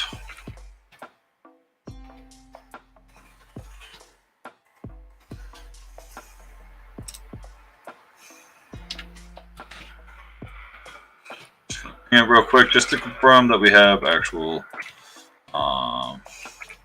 connection to it, and we're good. And we're going to do mmap minus s capital V on 10 129 93 102. While that's doing that real quick, guys, I'm just going to take a quick grab a drink real quick. Hold on.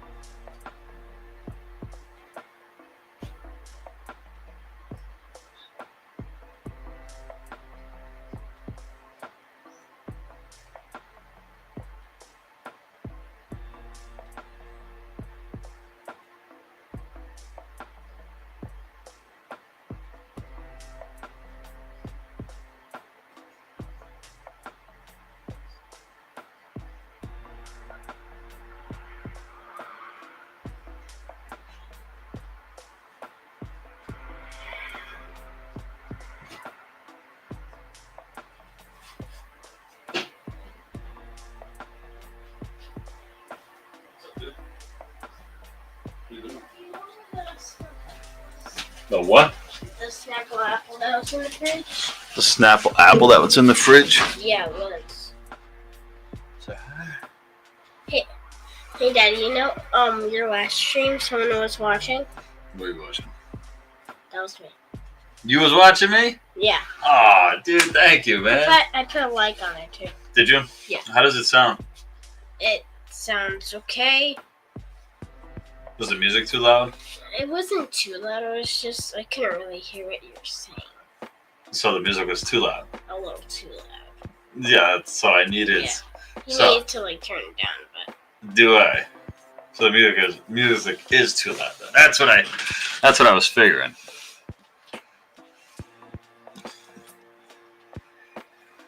The music is too loud, but I have it like turned all the way down. Like,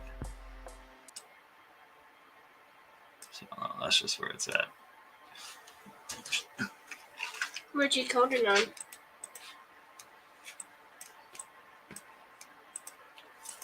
What you working on, Daddy? Huh? What you working on? I messed it up again. I saw a link for HacktheBox. Did you? Yeah.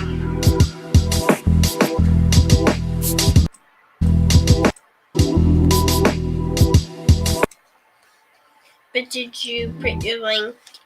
Did you make merch yet? I mean, did you send your merch? Did you put your merch in a website No. yet? No, not yet. You gotta. No, I do. You gotta.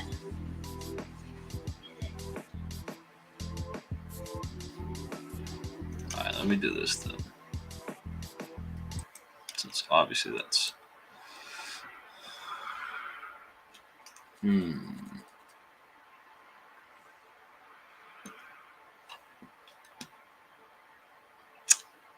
But that...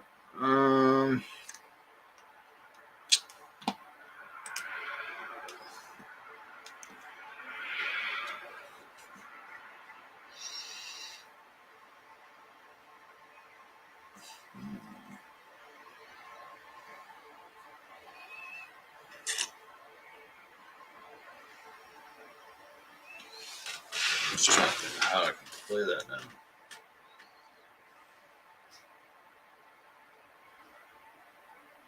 Without it being too loud over this, you know what I'm saying?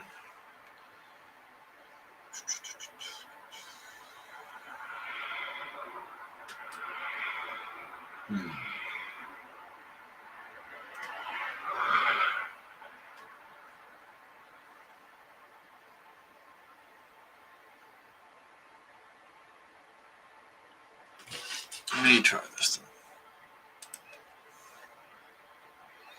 Hopefully this doesn't break too many things.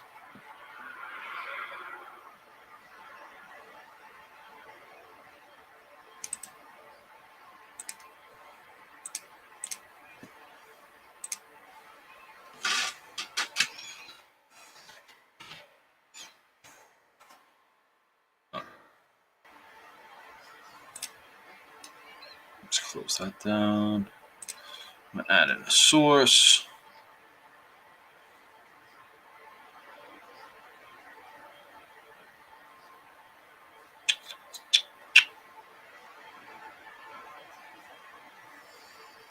Would it be media for audio output? It's probably media, right?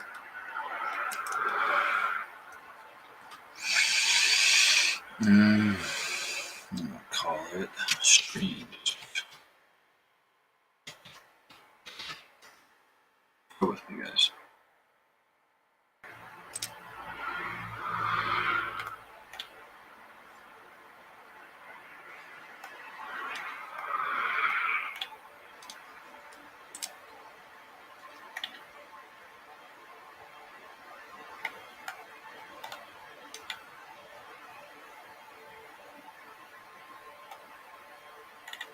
That's not it.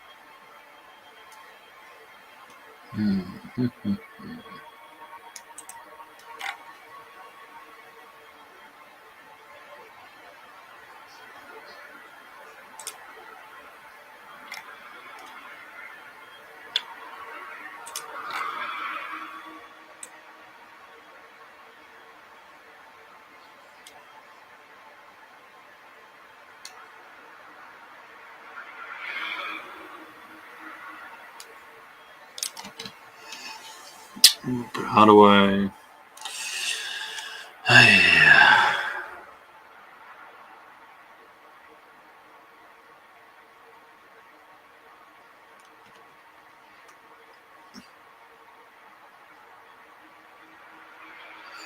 How would that add that as a?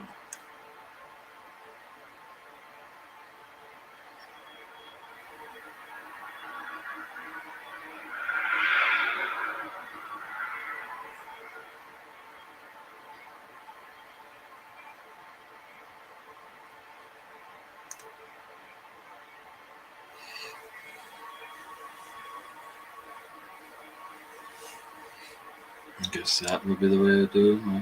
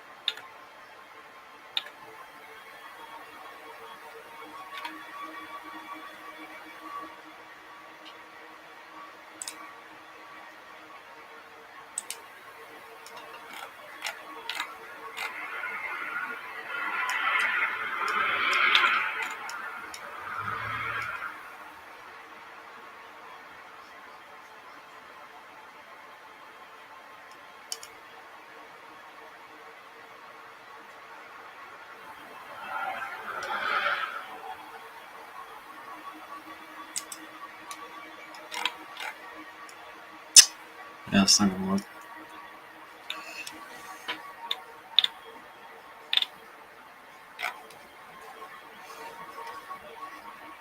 That's not gonna work, mate.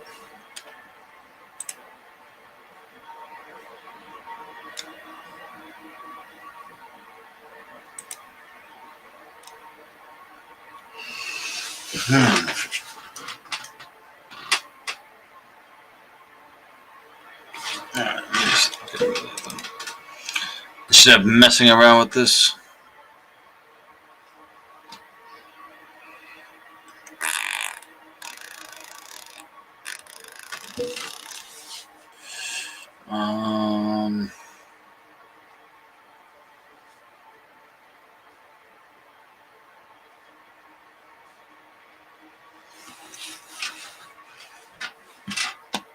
Hold on.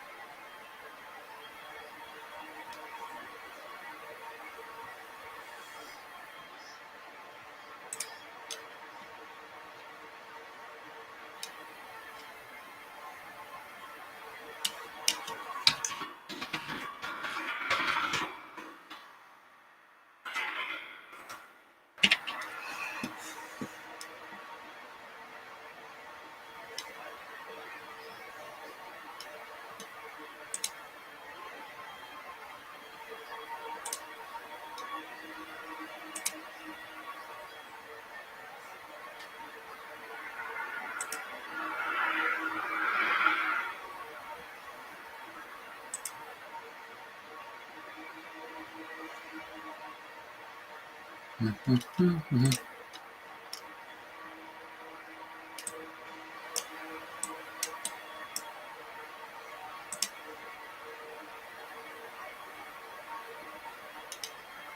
it real or no?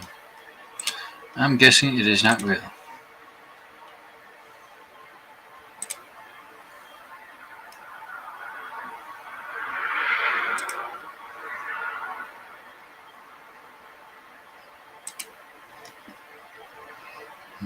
Never mind. Never mind. It's getting too complicated.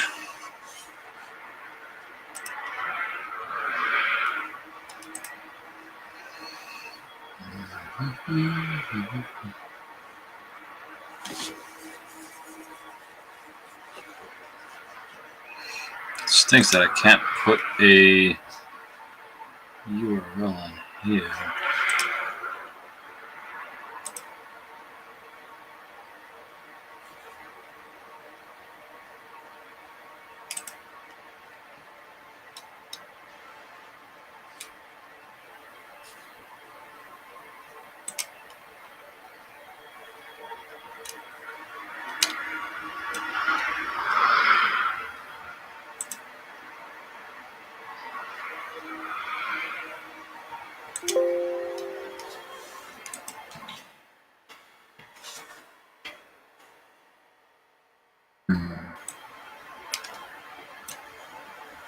See, it wants to do it locally, and I don't want to do it locally.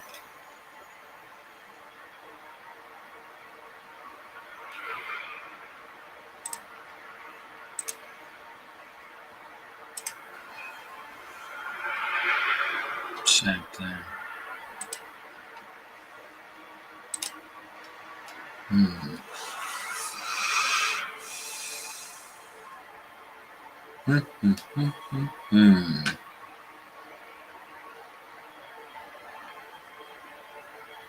Yeah, I don't know how to do it.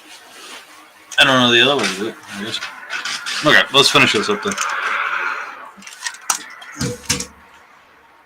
Alright.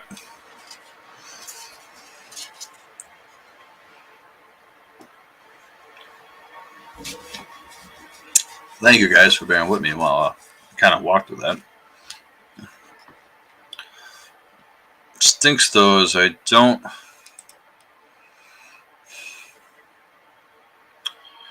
I want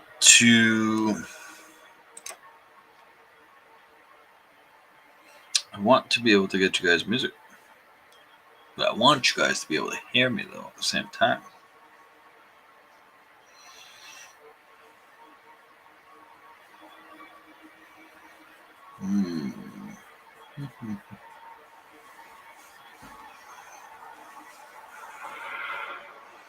The only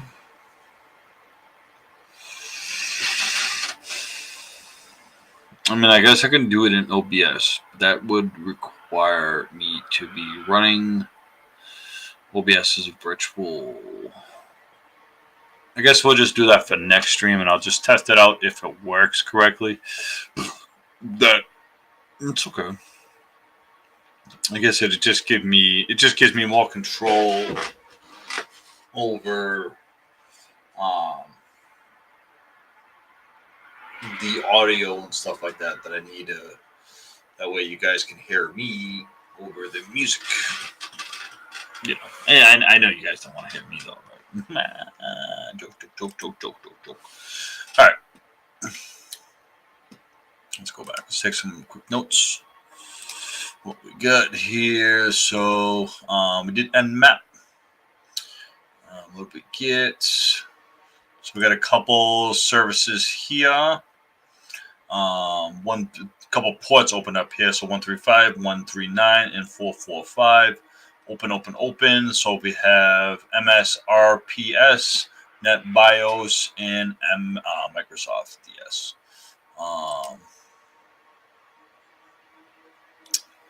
Very good. So let's just take some notes of that real quick.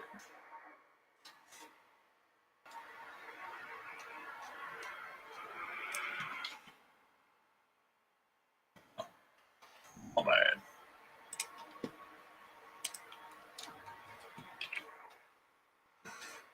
All right.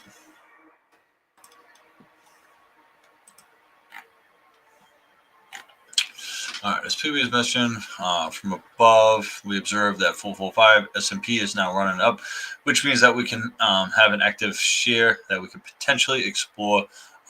Think of this share as a folder that we can access over the internet. In order to do so, we need the appropriate service and scripts installed.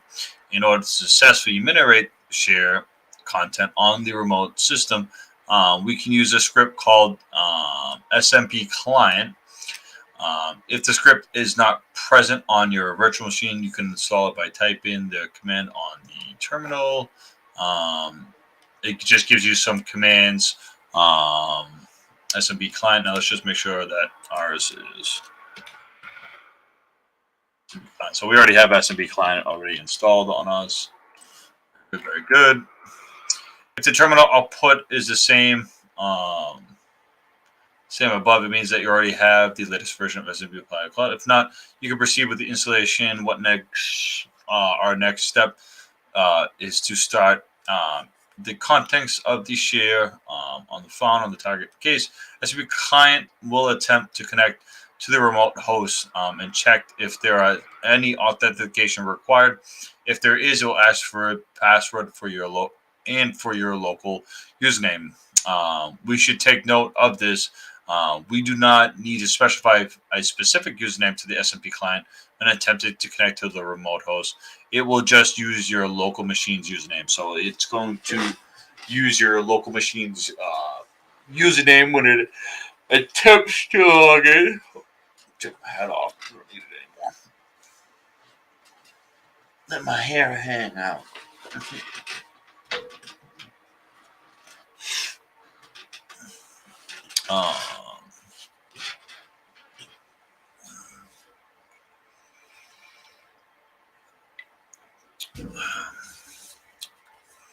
And I'm going Showbound. Showbound. All right, so it's just talking about it using your local machine's username. This is the one. This is the one you're currently logging into in your virtual machine. This is because SMP authentication always requires a username. So by not giving it explicitly to try to log in with it, it will just have to pass in your current username to avoid throwing any errors with the protocol. So it gives us a nice little infographic here. SMP connection requests, authentication requests, authentication responses, and that's a new word. Responses. Nevertheless, let me see. Let us use our local usernames. Local usernames, since we do not. Nevertheless, let us use our local username, since we do not know about any remote usernames present on the target host that we could potentially log in with. Next up, after that, we will be prompted with a password. This password is related to the username in your input before. Hypothetically, if you were not legitimate remote user trying to log into this resource, we would know our username, password, and login like normally into access of our share. In this case, we do not have such credentials, so that we will be trying to perform is any of the following: guest authentication and anonymous authentication. So we're going to be trying to log in as guest, and then as anonymous. Okay. Just obviously we don't know the credentials. If we did, we wouldn't be trying to hack into it, right, boys? Right, boys? All right, boys?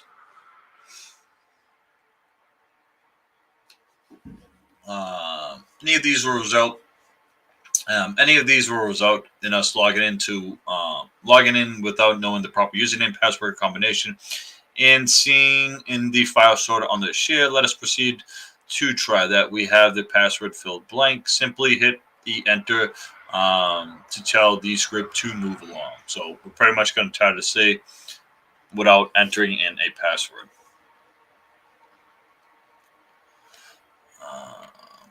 As always, we can type the name. As always, we can type the name of our script into the terminal, followed by the switch, which is dash lowercase h or help, to find out more of the capabilities alongside what we're using. So it's just using the help for SMP client, pretty much.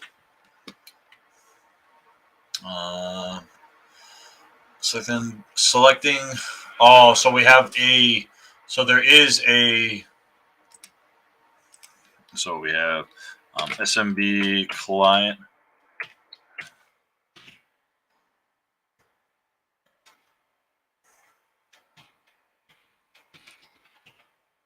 All right, so that is the help. Okay, so there is. Let me see. Where was it? Where is he? L. L, uppercase L. List host. So that's what we're going to be going for here. All right, running this command above, we will see 4 separate shares on display. Let's go through each of the see what we got. Okay. So we'll run uppercase L on 10, 129, 129, 93, 102.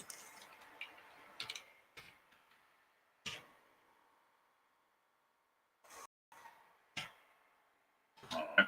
So what we did back, we're getting our shared names back by running the dash uppercase L with the SMB clients on our attack host here. So the 10, 29, 93, 102 here. And we got some shared names. So we got admin, C, IP, C, and work shares. Let's go back to our documentation here. Admin. Admin shares are hidden network shares created by the Windows NT family or operating system that allows system administrations to have remote access to every disk volume on the network connected system. These shares may not be permitted, deleted. These shares may not be permanently deleted. All right, but may be disabled. C. Administrator C share for the C disk volume. This is where the operating system is hosted. IPC, the inter process communication. So that's what IPC is standing for here. The inter-process communication share used by the inter-process communication via name pipes and not part of the file system. And then we have the work shares, custom shares. So, all right. We will try to connect to each of these shares except for the IPC, which is not vulnerable for us since it is not browsable as regular directories would be, or does not contain any files that could be used at this stage of our learning experience. Okay, so right now, there's nothing in there for our interest. We will use the same tactics as before, attempting to log in without proper credentials to find if improper configured permissions on any of these shares. First, let us try the admin one. Okay, so let's go. I'll do a /admin. Let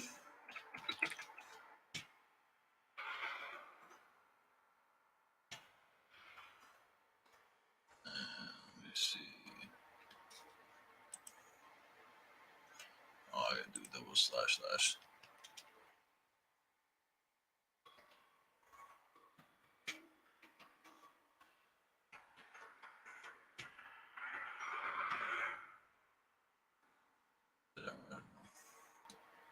Oh, I gotta do it the other way. This is Windows we're talking about, Joe. I got different slashies to worry about here.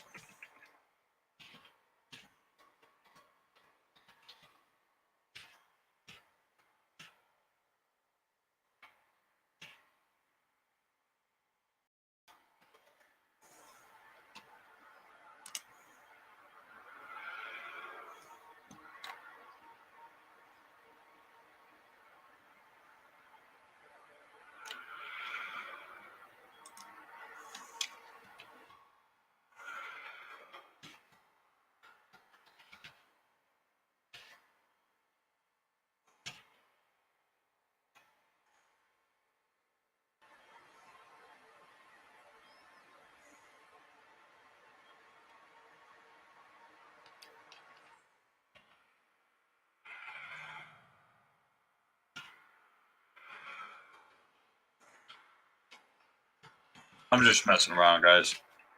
Just trying to make sure that I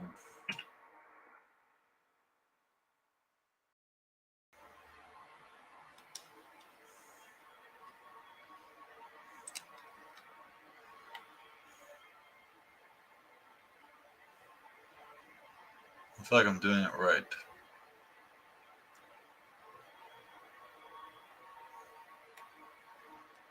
Oh, I'm not. Losing my mind.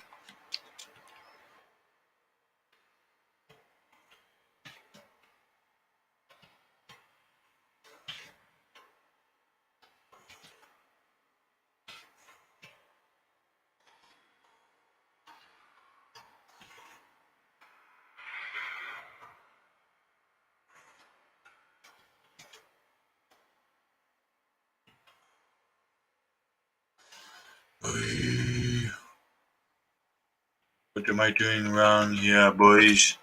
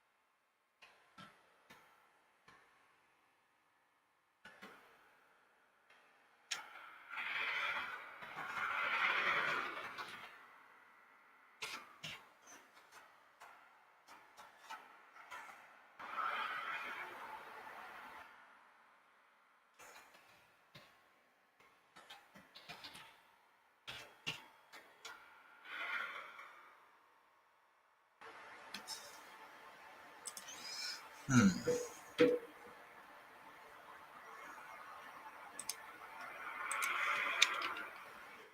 am I doing wrong? What am I doing wrong here?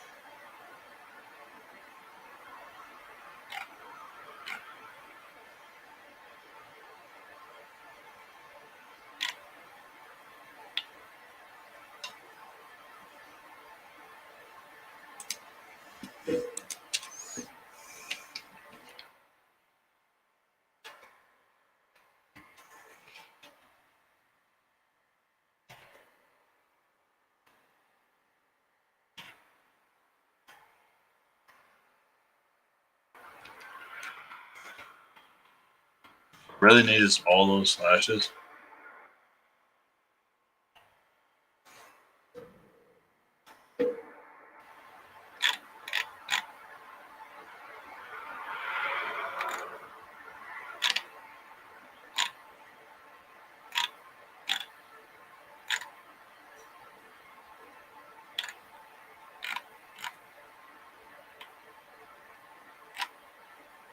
I guess it does. So the next one is workforce. A work group is a work group. It's work group, right? Worksheets.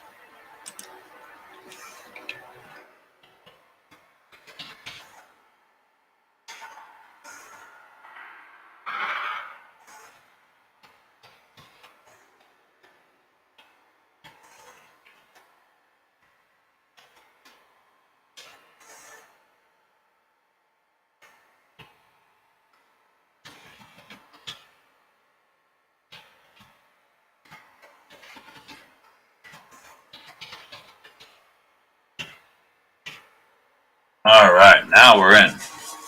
Finally.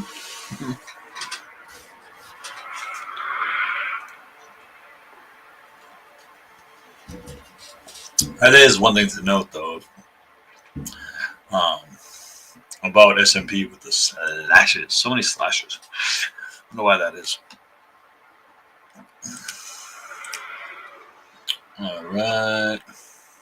Success. The work shares SMP shares was poorly configured, allowing us to log in without appropriate credentials. We can see the terminal prompt changes to SMP. Let us now take our shell and interact with the service. We can use help command. So we can use help. I can spell help. All right, we can take a look around. What we got? We got Amy and James here.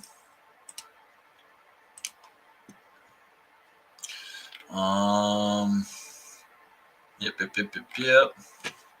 So Amy and James. We visit the first one and are met with the file work notes text, which we can download with Git.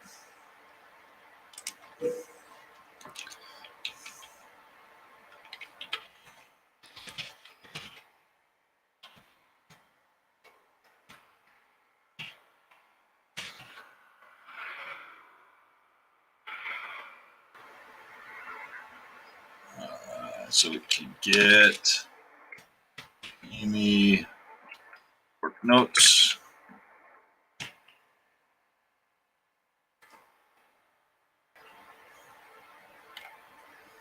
The file is now saved. Let's continue to our other variables in James's directory. There's our flag, which is in James. So if we do a get James flag. Our flags isn't there. Let's download our flag now.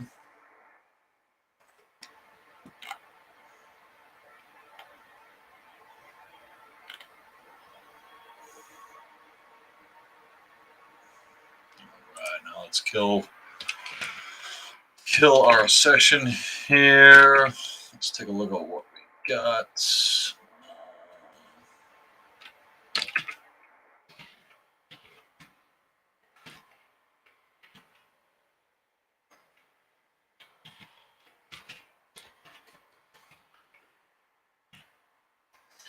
Start Apache server.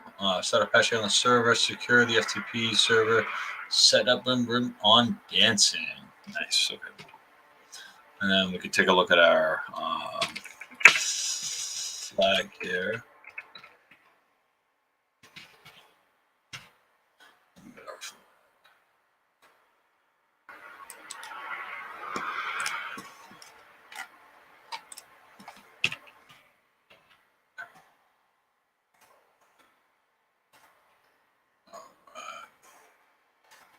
I'll go to HacktheBox now and answer some of our quiz questions here.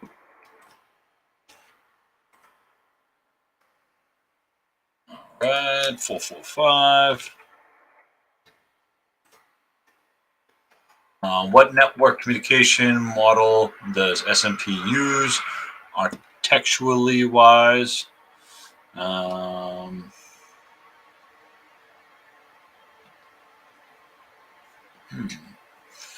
we talk about that? Did I not write that down?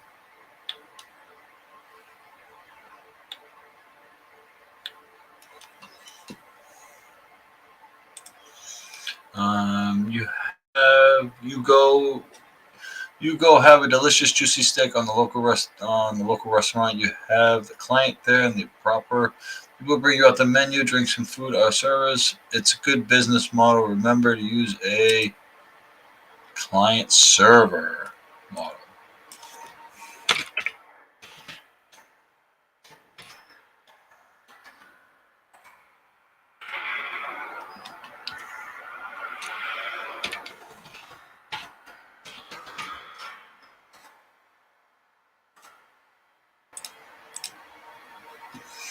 Okay, client server model.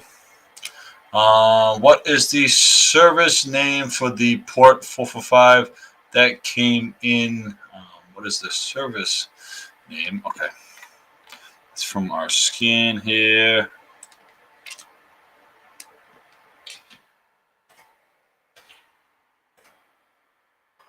All right.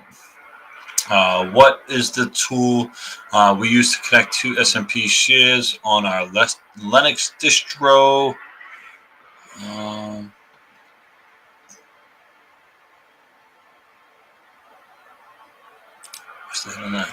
You can check the write-up for this one.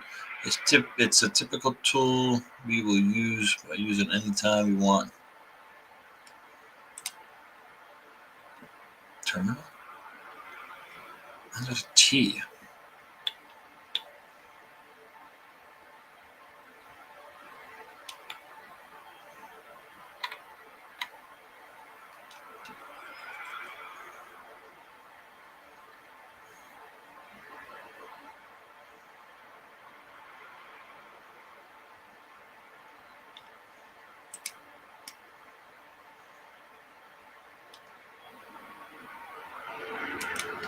Some shares remotely.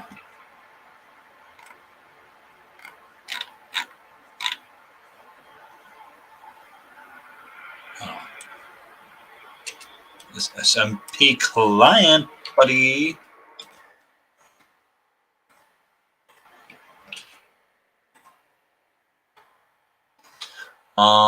What is the flag or switch we can use to list contents? What is the name of the shares we were able to access? So that's work shares.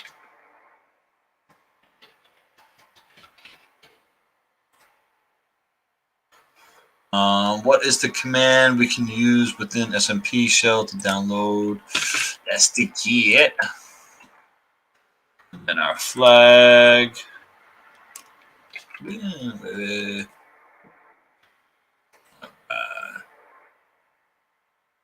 we go.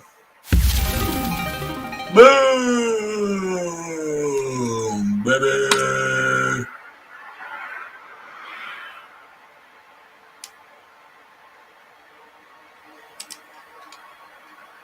All right, so now we've opened up the whole new tier now.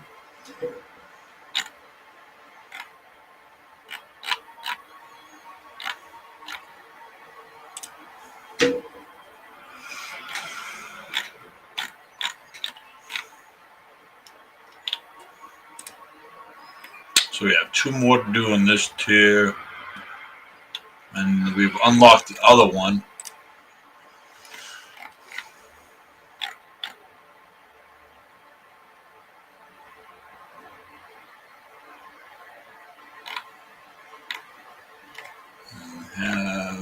More in that one. Pretty good, pretty good.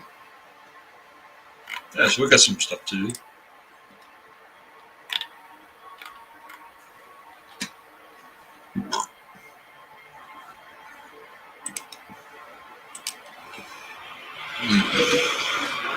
Alright, guys. Well, that is... We're going to call that the stream for the day. Alright, guys, this has been real fun. This has been real... we did pretty good on the stream today. I did everything I wanted to accomplish with the stream. As always, guys, make sure you guys like, share, and subscribe to me on all my social media platforms. And yeah, I'm looking forward to continuing this journey, guys. I'm looking forward to you guys' support out there. Again, hit me up, guys. I am always around. So until next time, guys, you guys stay safe. God bless you guys, and we'll be talking to you guys very soon. All right, guys, have a good night.